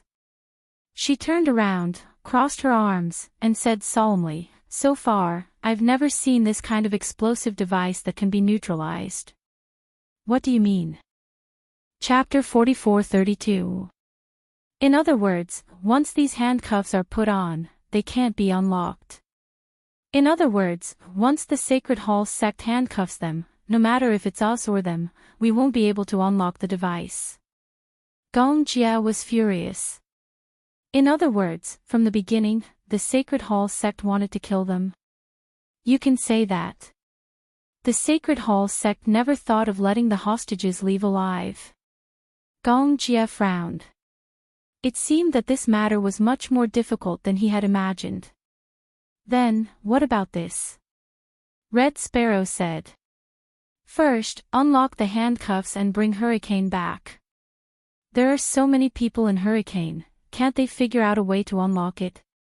When the time comes, as long as they figure out a way to unlock the handcuffs, it won't be too late to unlock them. In short, the most important thing is to get the hostages out of here safely. That's true, but... Red Sparrow was finally impatient. But what? Do you think that such a big hurricane can't even unlock a simple linkage device? No, the man was obviously in awe of Red Sparrow. He said in a trembling voice, when the linkage device is activated, it will start a countdown. This kind of linkage device has a time limit. Usually, it lasts for 7 days. If the handcuffs are not unlocked after 7 days, the linkage device will automatically explode, so... Red Sparrow was completely stunned. She was also shocked by the cruelty and viciousness of the Sacred Hall sect. However, she had seen such things many times, so she was not surprised. Gong Jia's face was extremely gloomy. He had already guessed that the Sacred Hall sect was so arrogant and their way of doing things was quite extreme. When it came to dealing with hostages, they were inhumane. They didn't care about the hostages' lives. They only used them as bargaining chips. And they were so arrogant because of the value of these hostages.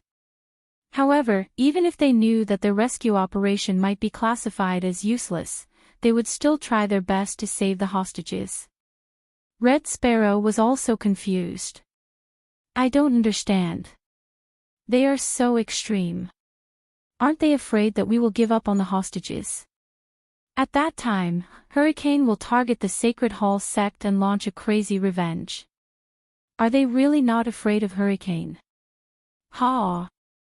Evil sect. Who are the cults? Gong Jia said, the cults believe in God, but these fake Christians believe that God has been silently protecting them. They think that after they die, they can become gods and become immortal. Do you think they have any sense of reason?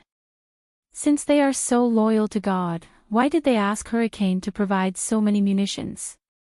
Because Bishop Jim is a pretty smart, sober man. He was taking advantage of the sincerity of the cultists to amass a huge fortune. Over the years, how many families had the sacred hall embezzled? Jim knew the truth of the world very well, but he used such nonsense to brainwash his followers and seize their property. Those believers are all poor people who have been deceived by him. A pitiful person must have a hateful side. No matter what, we have to rescue the 3 hostages first. Chapter 44-33. Yeah, I'll negotiate with Jim when the time comes. You're going to do it yourself. Vermilion Bird was a little worried. Young Master Jia, I think it's better if you don't do it yourself. Jim is a sly old fox. Who knows what kind of trap he has set for you? What a bunch of good-for-nothings. Who are those people around him? I heard that Jim spent a lot of money to hire a team of 100 mercenaries from Europe. However, these mercenaries have varying strengths and aren't a threat to me at all. Vermilion Bird was still a little worried. That's true, but in any case, don't underestimate the enemy. Don't worry. I know what I'm doing. Vermilion Bird and Gong Jia went their separate ways. To rescue the hostages, they didn't need to bring a large number of people. 3 groups of 5 were enough. The rest of the people were to follow Gong Jia around the clock and be on standby. Gong Jia released the news that they had arrived at the port with the goods and were waiting for Jim's reply. At night, Jim quickly set a time and place. San Jose Sports Center. San Jose Sports Center used to be the largest training ground in East Africa. It used to be the venue for military drills and reviews. It was also the venue for international sports events. Ironically, the training ground that used to impart the spirit of peace was now surrounded by constant crossfire, and many civilians were killed or injured. The 5 rings that symbolized peace were still hanging at the top of the training ground. Gong Jia brought his men to the sports center. The sky gradually darkened. They had agreed on a time, but Jim still didn't show up even after a long time had passed. Perhaps his men had already arrived, but seeing that Gong Jia had brought his men here, he secretly investigated the situation. He was obviously worried that Gong Jia had brought a few thousand men with him. Jim, this old fox, was still rather afraid of death. Gong Jia turned around and said to the team of mercenaries responsible for his safety, "Go somewhere else. Don't stand here." But, young Master Jia, Officer Vermilion Bird said, "Officer Vermilion Bird isn't here now. Besides, I'm the chief commander. You just have to listen to my orders." "But, didn't you arrange for snipers?" Gong Jia lowered his voice and asked, "Are the snipers on standby?" "It's on standby. I'm worried that Jim's side has also sent a sniper." "Where is the scout?" "Have him patrol the surroundings. Once he finds a sniper, kill him on the spot." "Yes, I understand."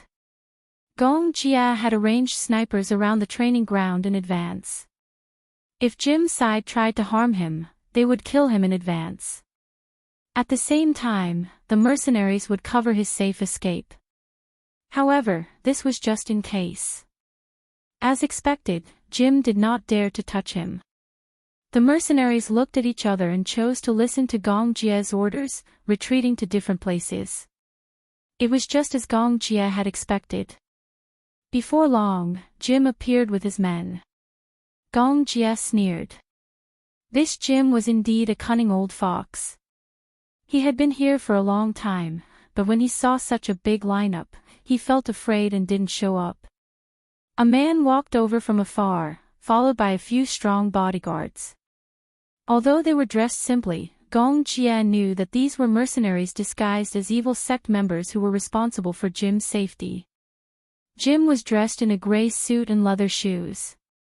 He had a head of black hair and a deep outline. He was a typical white European. Chapter 44-34. "You are the chief commander of Hurricane, Gong Jia." Jim came up and greeted him. Gong Jia was too lazy to talk nonsense with him. Where are the hostages? Don't be in such a hurry. Jim laughed.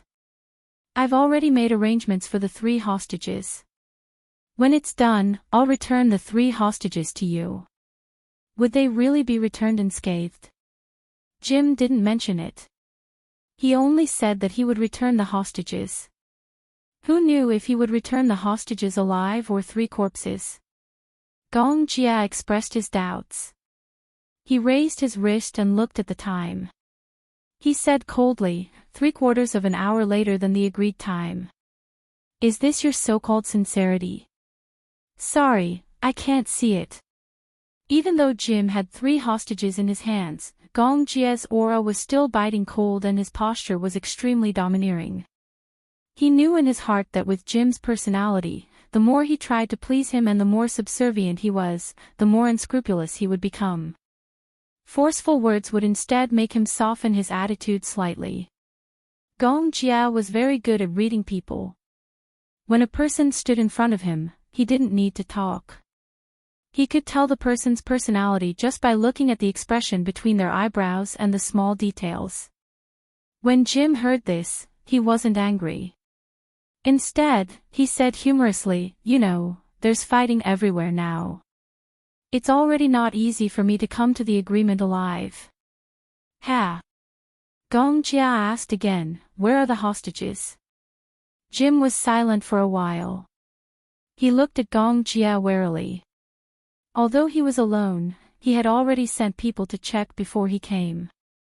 A group of mercenaries had escorted him here. This meant that these mercenaries were hiding in a hidden corner. If they did anything to him, then the mercenaries hiding in the dark would shoot him dead at any time. Gong Jia's tough attitude was the perfect proof. I'll give you the goods at the same time. Jim had no intention of backing down. I have to see the goods, verify them, and count them. Only then will this deal be valid. After a pause, he said, however, I can't let Hurricane's people come here for nothing. I can't take so many goods for nothing. You see. He gave him a look. One of his men immediately brought up an iron suitcase and placed it in front of Gong Jia. If Xu Ke was by Gong Jia's side at this time, she would definitely be on high alert. This was because no one knew what was inside the iron suitcase. However, Gong Jia did not expect that there would be any dangerous devices in the box. It would do Jim no good to kill him. Jim's goal was very clear. It was the order worth tens of millions of dollars. Gong Jia's life meant nothing to him.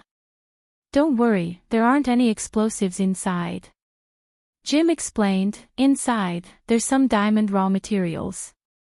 After it's done, I'll also give you a few 100 kilograms of heroin as a reward. Haley Quinn. Gong Jia did not accept the offer immediately. Instead, he rejected it coldly. Hai Luoyin is of no use to me. Hurricane never does business like this. Ha! Looks like Hurricane looks down on the drug business. Jim disagreed. But what's the use of drugs and munitions? They're all life-threatening things. Hurricane doesn't have to think so highly of themselves. I'll say it again. Chapter 44-35. Jim was extremely displeased with Gong Jia's haughty attitude, and his expression was already a little ugly. In fact, Gong Jia was stalling for time. Now, Vermilion Bird had infiltrated the cult in disguise to rescue the hostages. Given Jim's character, he would definitely send the most capable mercenaries to his side. As for the useless soldiers and crab generals left behind in the cult, Vermilion Bird did not care about them at all. Vermilion Bird had very strong anti-reconnaissance and investigative abilities. She would definitely be able to lead her men to rescue the hostages as soon as possible. But before that, Gong Jia had to stall for time as much as possible. If necessary, he would not hesitate to tie Jim up as a hostage. Let's go and inspect the goods first. Gong Jia sneered. It's useless to talk to you. With that, he stood still and waited for Jim's response. Naturally, he would not turn around immediately and leave his back to them. Jim could tell that Gong Jia was also very wary of him. He raised his eyebrows and suddenly asked, "Among the 3 hostages, there's a man who looks very attractive." When he said that, Gong Jia immediately realized that he was talking about Hua Jin and immediately became nervous. Him. What's wrong? Oh. You're so nervous. Jim immediately smiled evilly. Don't tell me that this man has a special meaning to you. Gong Jia's facial muscles immediately stiffened. Don't tell me that this man is your favorite pet. This sentence undoubtedly angered Gong Jia. Favorite pet. This wasn't a nice way to address him. From what he knew, Jim liked women, but he also liked men. As long as it was attractive, he was very interested in it. To him, whether it was a man or a woman, they were just for his amusement. In other words, men and women were like dogs. They were pets, not humans. Obviously, he said this because he regarded Hua Jin as a pet in his eyes. There was no difference. He treated Hua Jin as Gong Jia's plaything, but such blasphemy made Gong Jia unhappy. He swore that when Hua Jin, Alice, and Natalia returned safe and sound, Hurricane would wash the headquarters of the Temple of Light with blood. What? What was there to be embarrassed about? It's not a rare thing for a man to like another man. Jim said, men and women are the same, they are all living creatures. In this world, there are only differences between gods, devils, humans, and ghosts. However, I am different from you. I am a god. Therefore, to be able to receive my gift is a great favor. If young Master Gong is interested, I have some pets for you to choose from. If you don't mind, you can pick a few pets and bring them back. It's not impossible. It's also a gift from me to Hurricane. Gift, favor. What a disgusting metaphor. Gong Jia's face was full of disgust, but he didn't show it. He said indifferently, "It's getting late. I think you should also want to check the goods as soon as possible and then finish this business. Everyone's time is precious. Don't waste it on these boring things." Okay. Are the goods at the port? The port. It doesn't seem safe to trade at the port. Jim was also thinking. Why don't we transport the goods here? It was too risky to haul the goods back from the port. Chapter 44-36. Impossible. Gong Jia rejected him directly. He had no intention of handing these goods over to Jim. Doing this was just a delaying tactic. He was stalling for time so that Vermilion Bird would have more chances to rescue the hostages. Jim narrowed his eyes, secretly sizing up Gong Jia, and bluntly expressed his worries. If I follow you to the port, I don't know if you have any troops stationed there. When I reach the port, if I am ambushed by your men, wouldn't it be a waste? I won't take the risk like this. Gong Jia smirked. If I have any thoughts about you, I can get rid of you right here. Oh. How can you guarantee that? Gong Jia smiled coldly, and then he snapped his fingers lightly. The next second, the mercenary standing closest to Jim was shot in the head by a sniper in the distance. The whistling bullet instantly penetrated the mercenary's head, and the warm blood splashed on Jim's body. The corner of his mouth that had not yet cooled down was stained with a trace of blood at the same time. Jim suddenly froze. Gong Jia raised his eyebrows. Is this enough to prove it? The mercenaries beside Jim reacted quickly, and almost at the same time, they pointed their guns at Gong Jia. Gong Jia had both hands in his trouser pockets, and in the face of the other party's hostile aura, he appeared indifferent.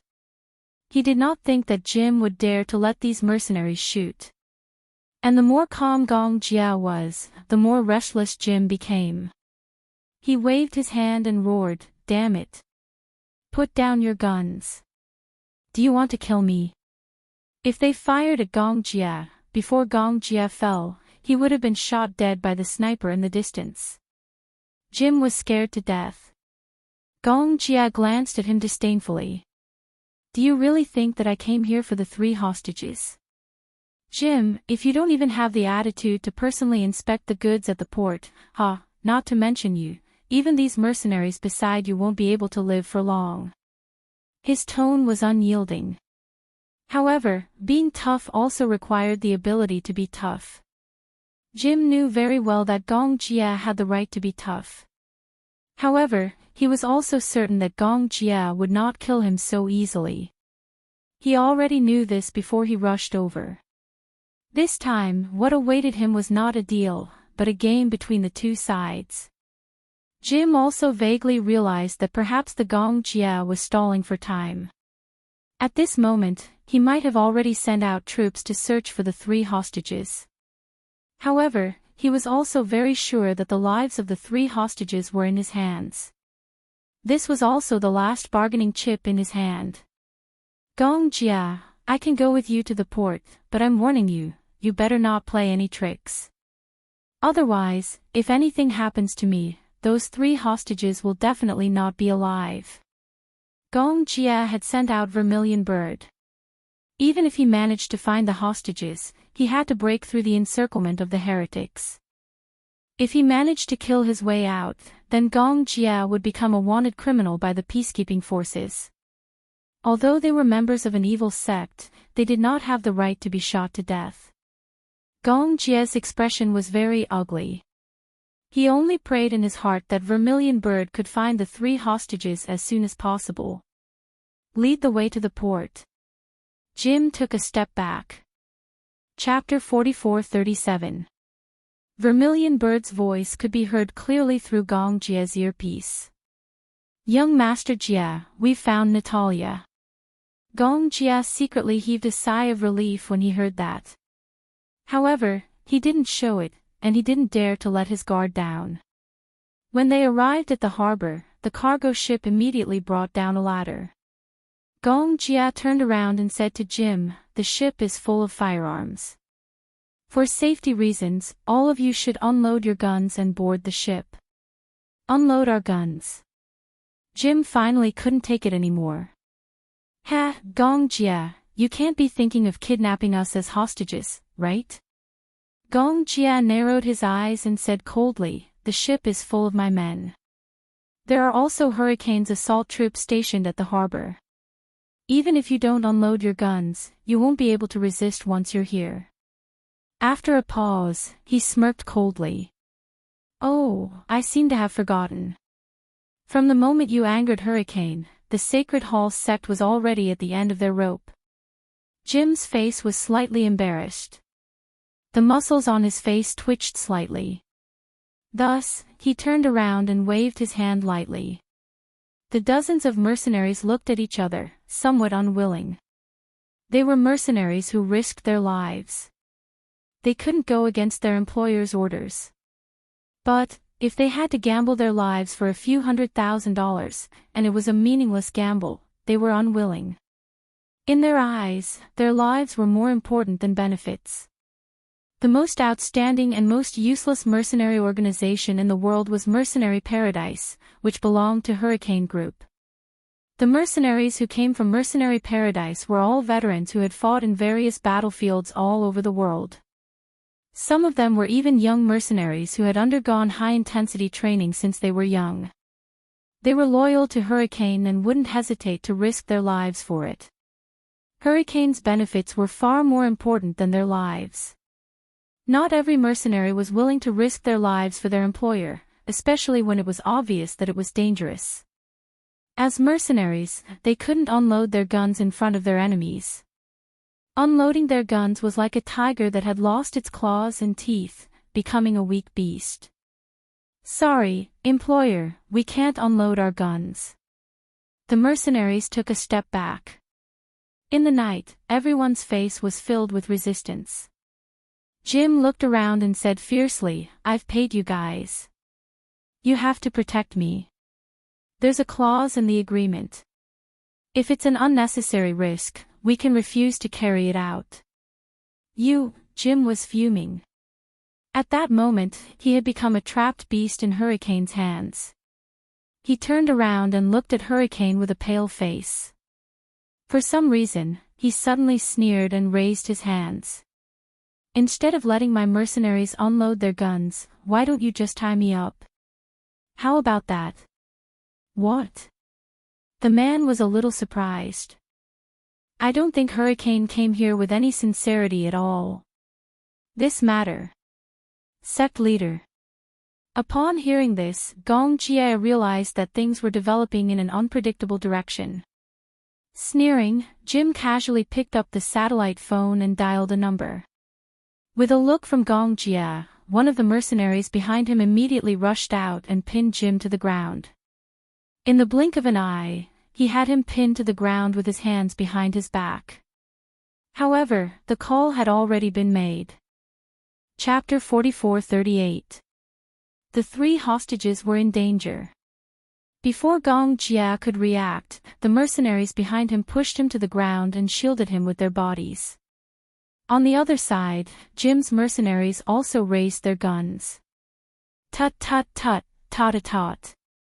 The sound of rifle fire was heard and sparks flew everywhere. The sound of bullets piercing through bodies could be heard from time to time. Gong Jia let out a muffled groan as he felt a bullet in his back. In the midst of the sparks, the close-range battle lasted for a minute. In just a short minute, the mercenaries on Jim's side were completely annihilated by Gong Jia's mercenaries. In the blink of an eye, the port was covered in a river of blood. They couldn't even withstand a single blow. Gong Jia stood up and heaved a sigh of relief. Taking off his bulletproof vest, he pulled out a bullet shell from his back and smashed it on the ground. Because of the bulletproof vest's protection, it only grazed his skin a little. Jim was already pinned to the ground.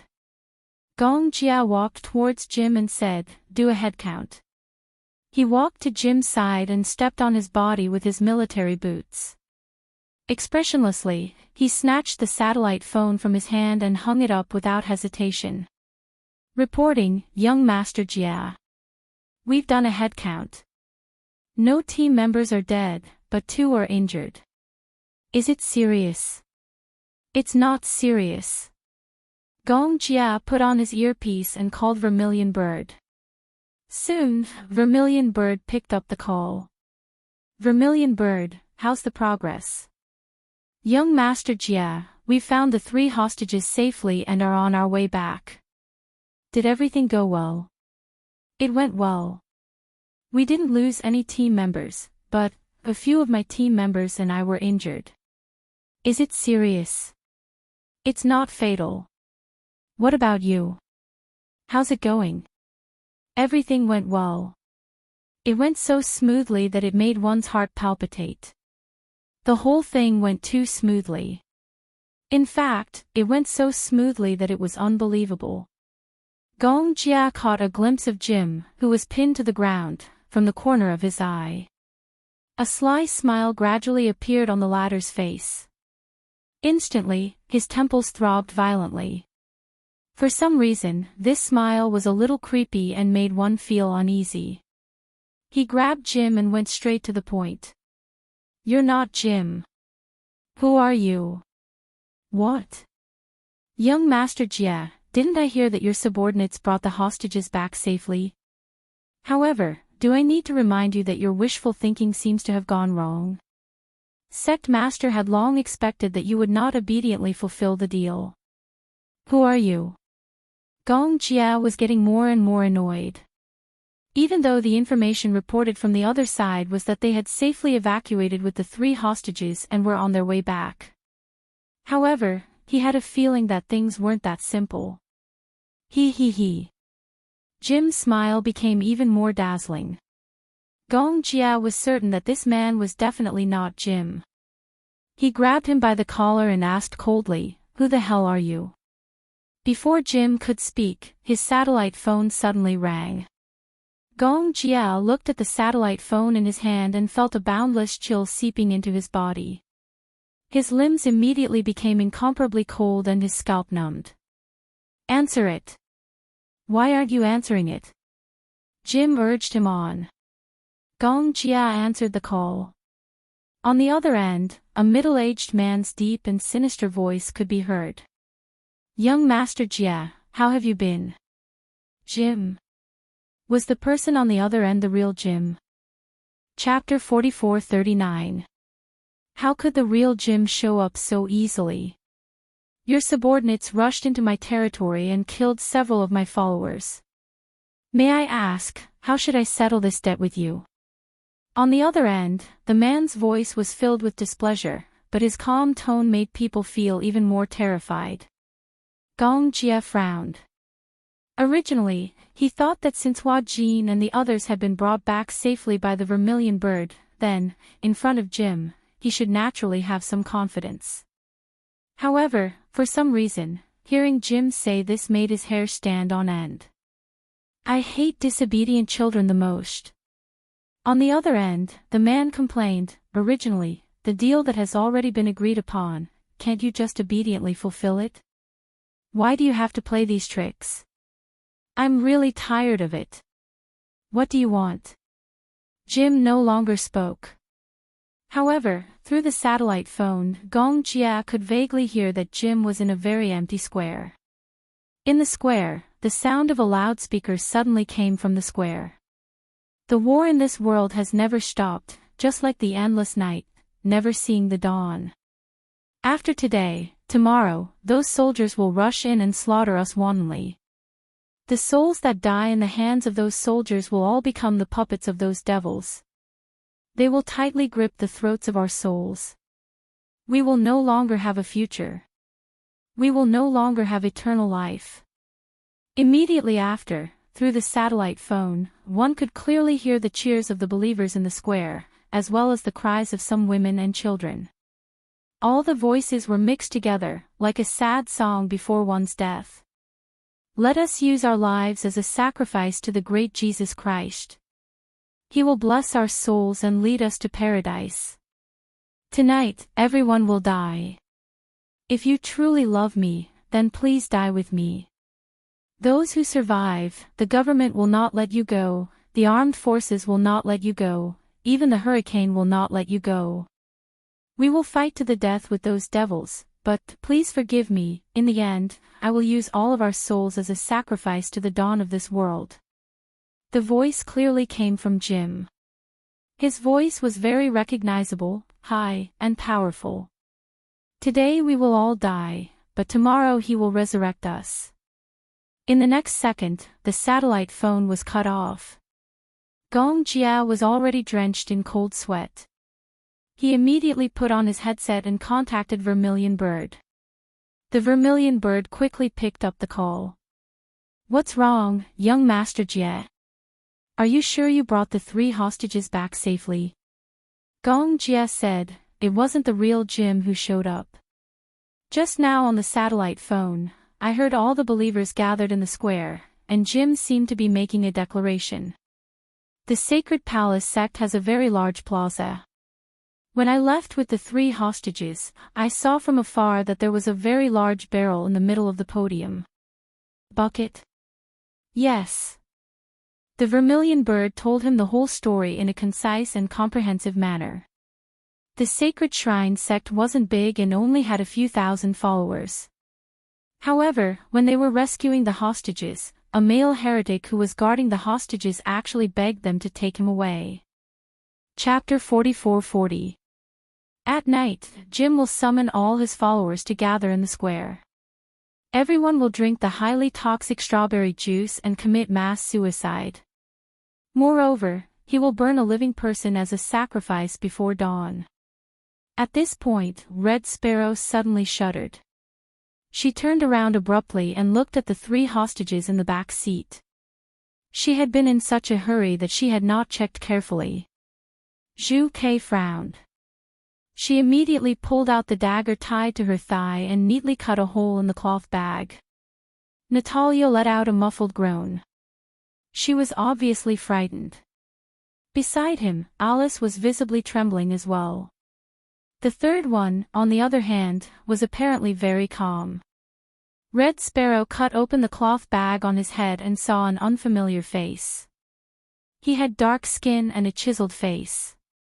He was a typical East African. Where's Hua Jin? Red Sparrow exclaimed. Gong Jia suddenly became nervous. What's going on? Hua Jin is not here. What? Oh no. This is a human bomb. Get out of the car. Get out of the car. It was a mess on the other end. When Red Sparrow cut open the cloth bag, she also heard the countdown of the time bomb on his body. She immediately ordered the driver to stop the car and open the door. She carried Natalia in one hand and Alice in the other. Before the car came to a stop, she jumped out of the car recklessly. Just a few seconds after the people jumped out of the car, the bomb on the other hostage exploded, destroying the car along with it. The powerful explosion shattered the radio system. Bzzzt, Gong Jia heard a shrill sound coming from his earpiece. He immediately took it off and turned his head to look at the fake Jim beside him.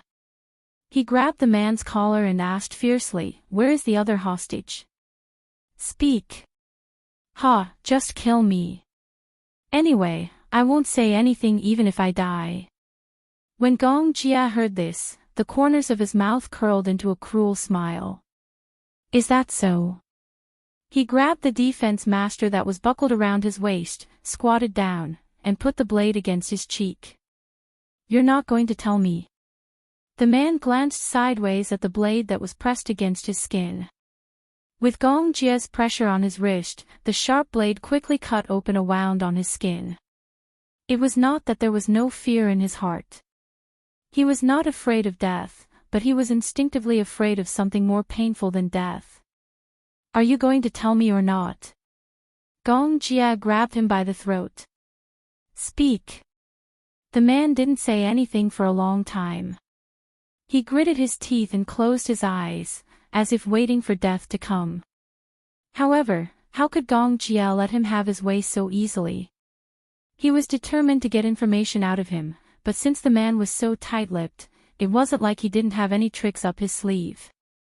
Gong Jia flipped his hand and used the tip of the knife to ruthlessly pierce the skin on his face. Furthermore, he forcefully gouged out a bloody wound. Ah! He knew best how to inflict the most pain on others without causing them to die from excessive blood loss and severe injuries. His subordinates had experienced the cruelest torture in the world. Therefore, he knew how to inflict pain on others without causing them to die.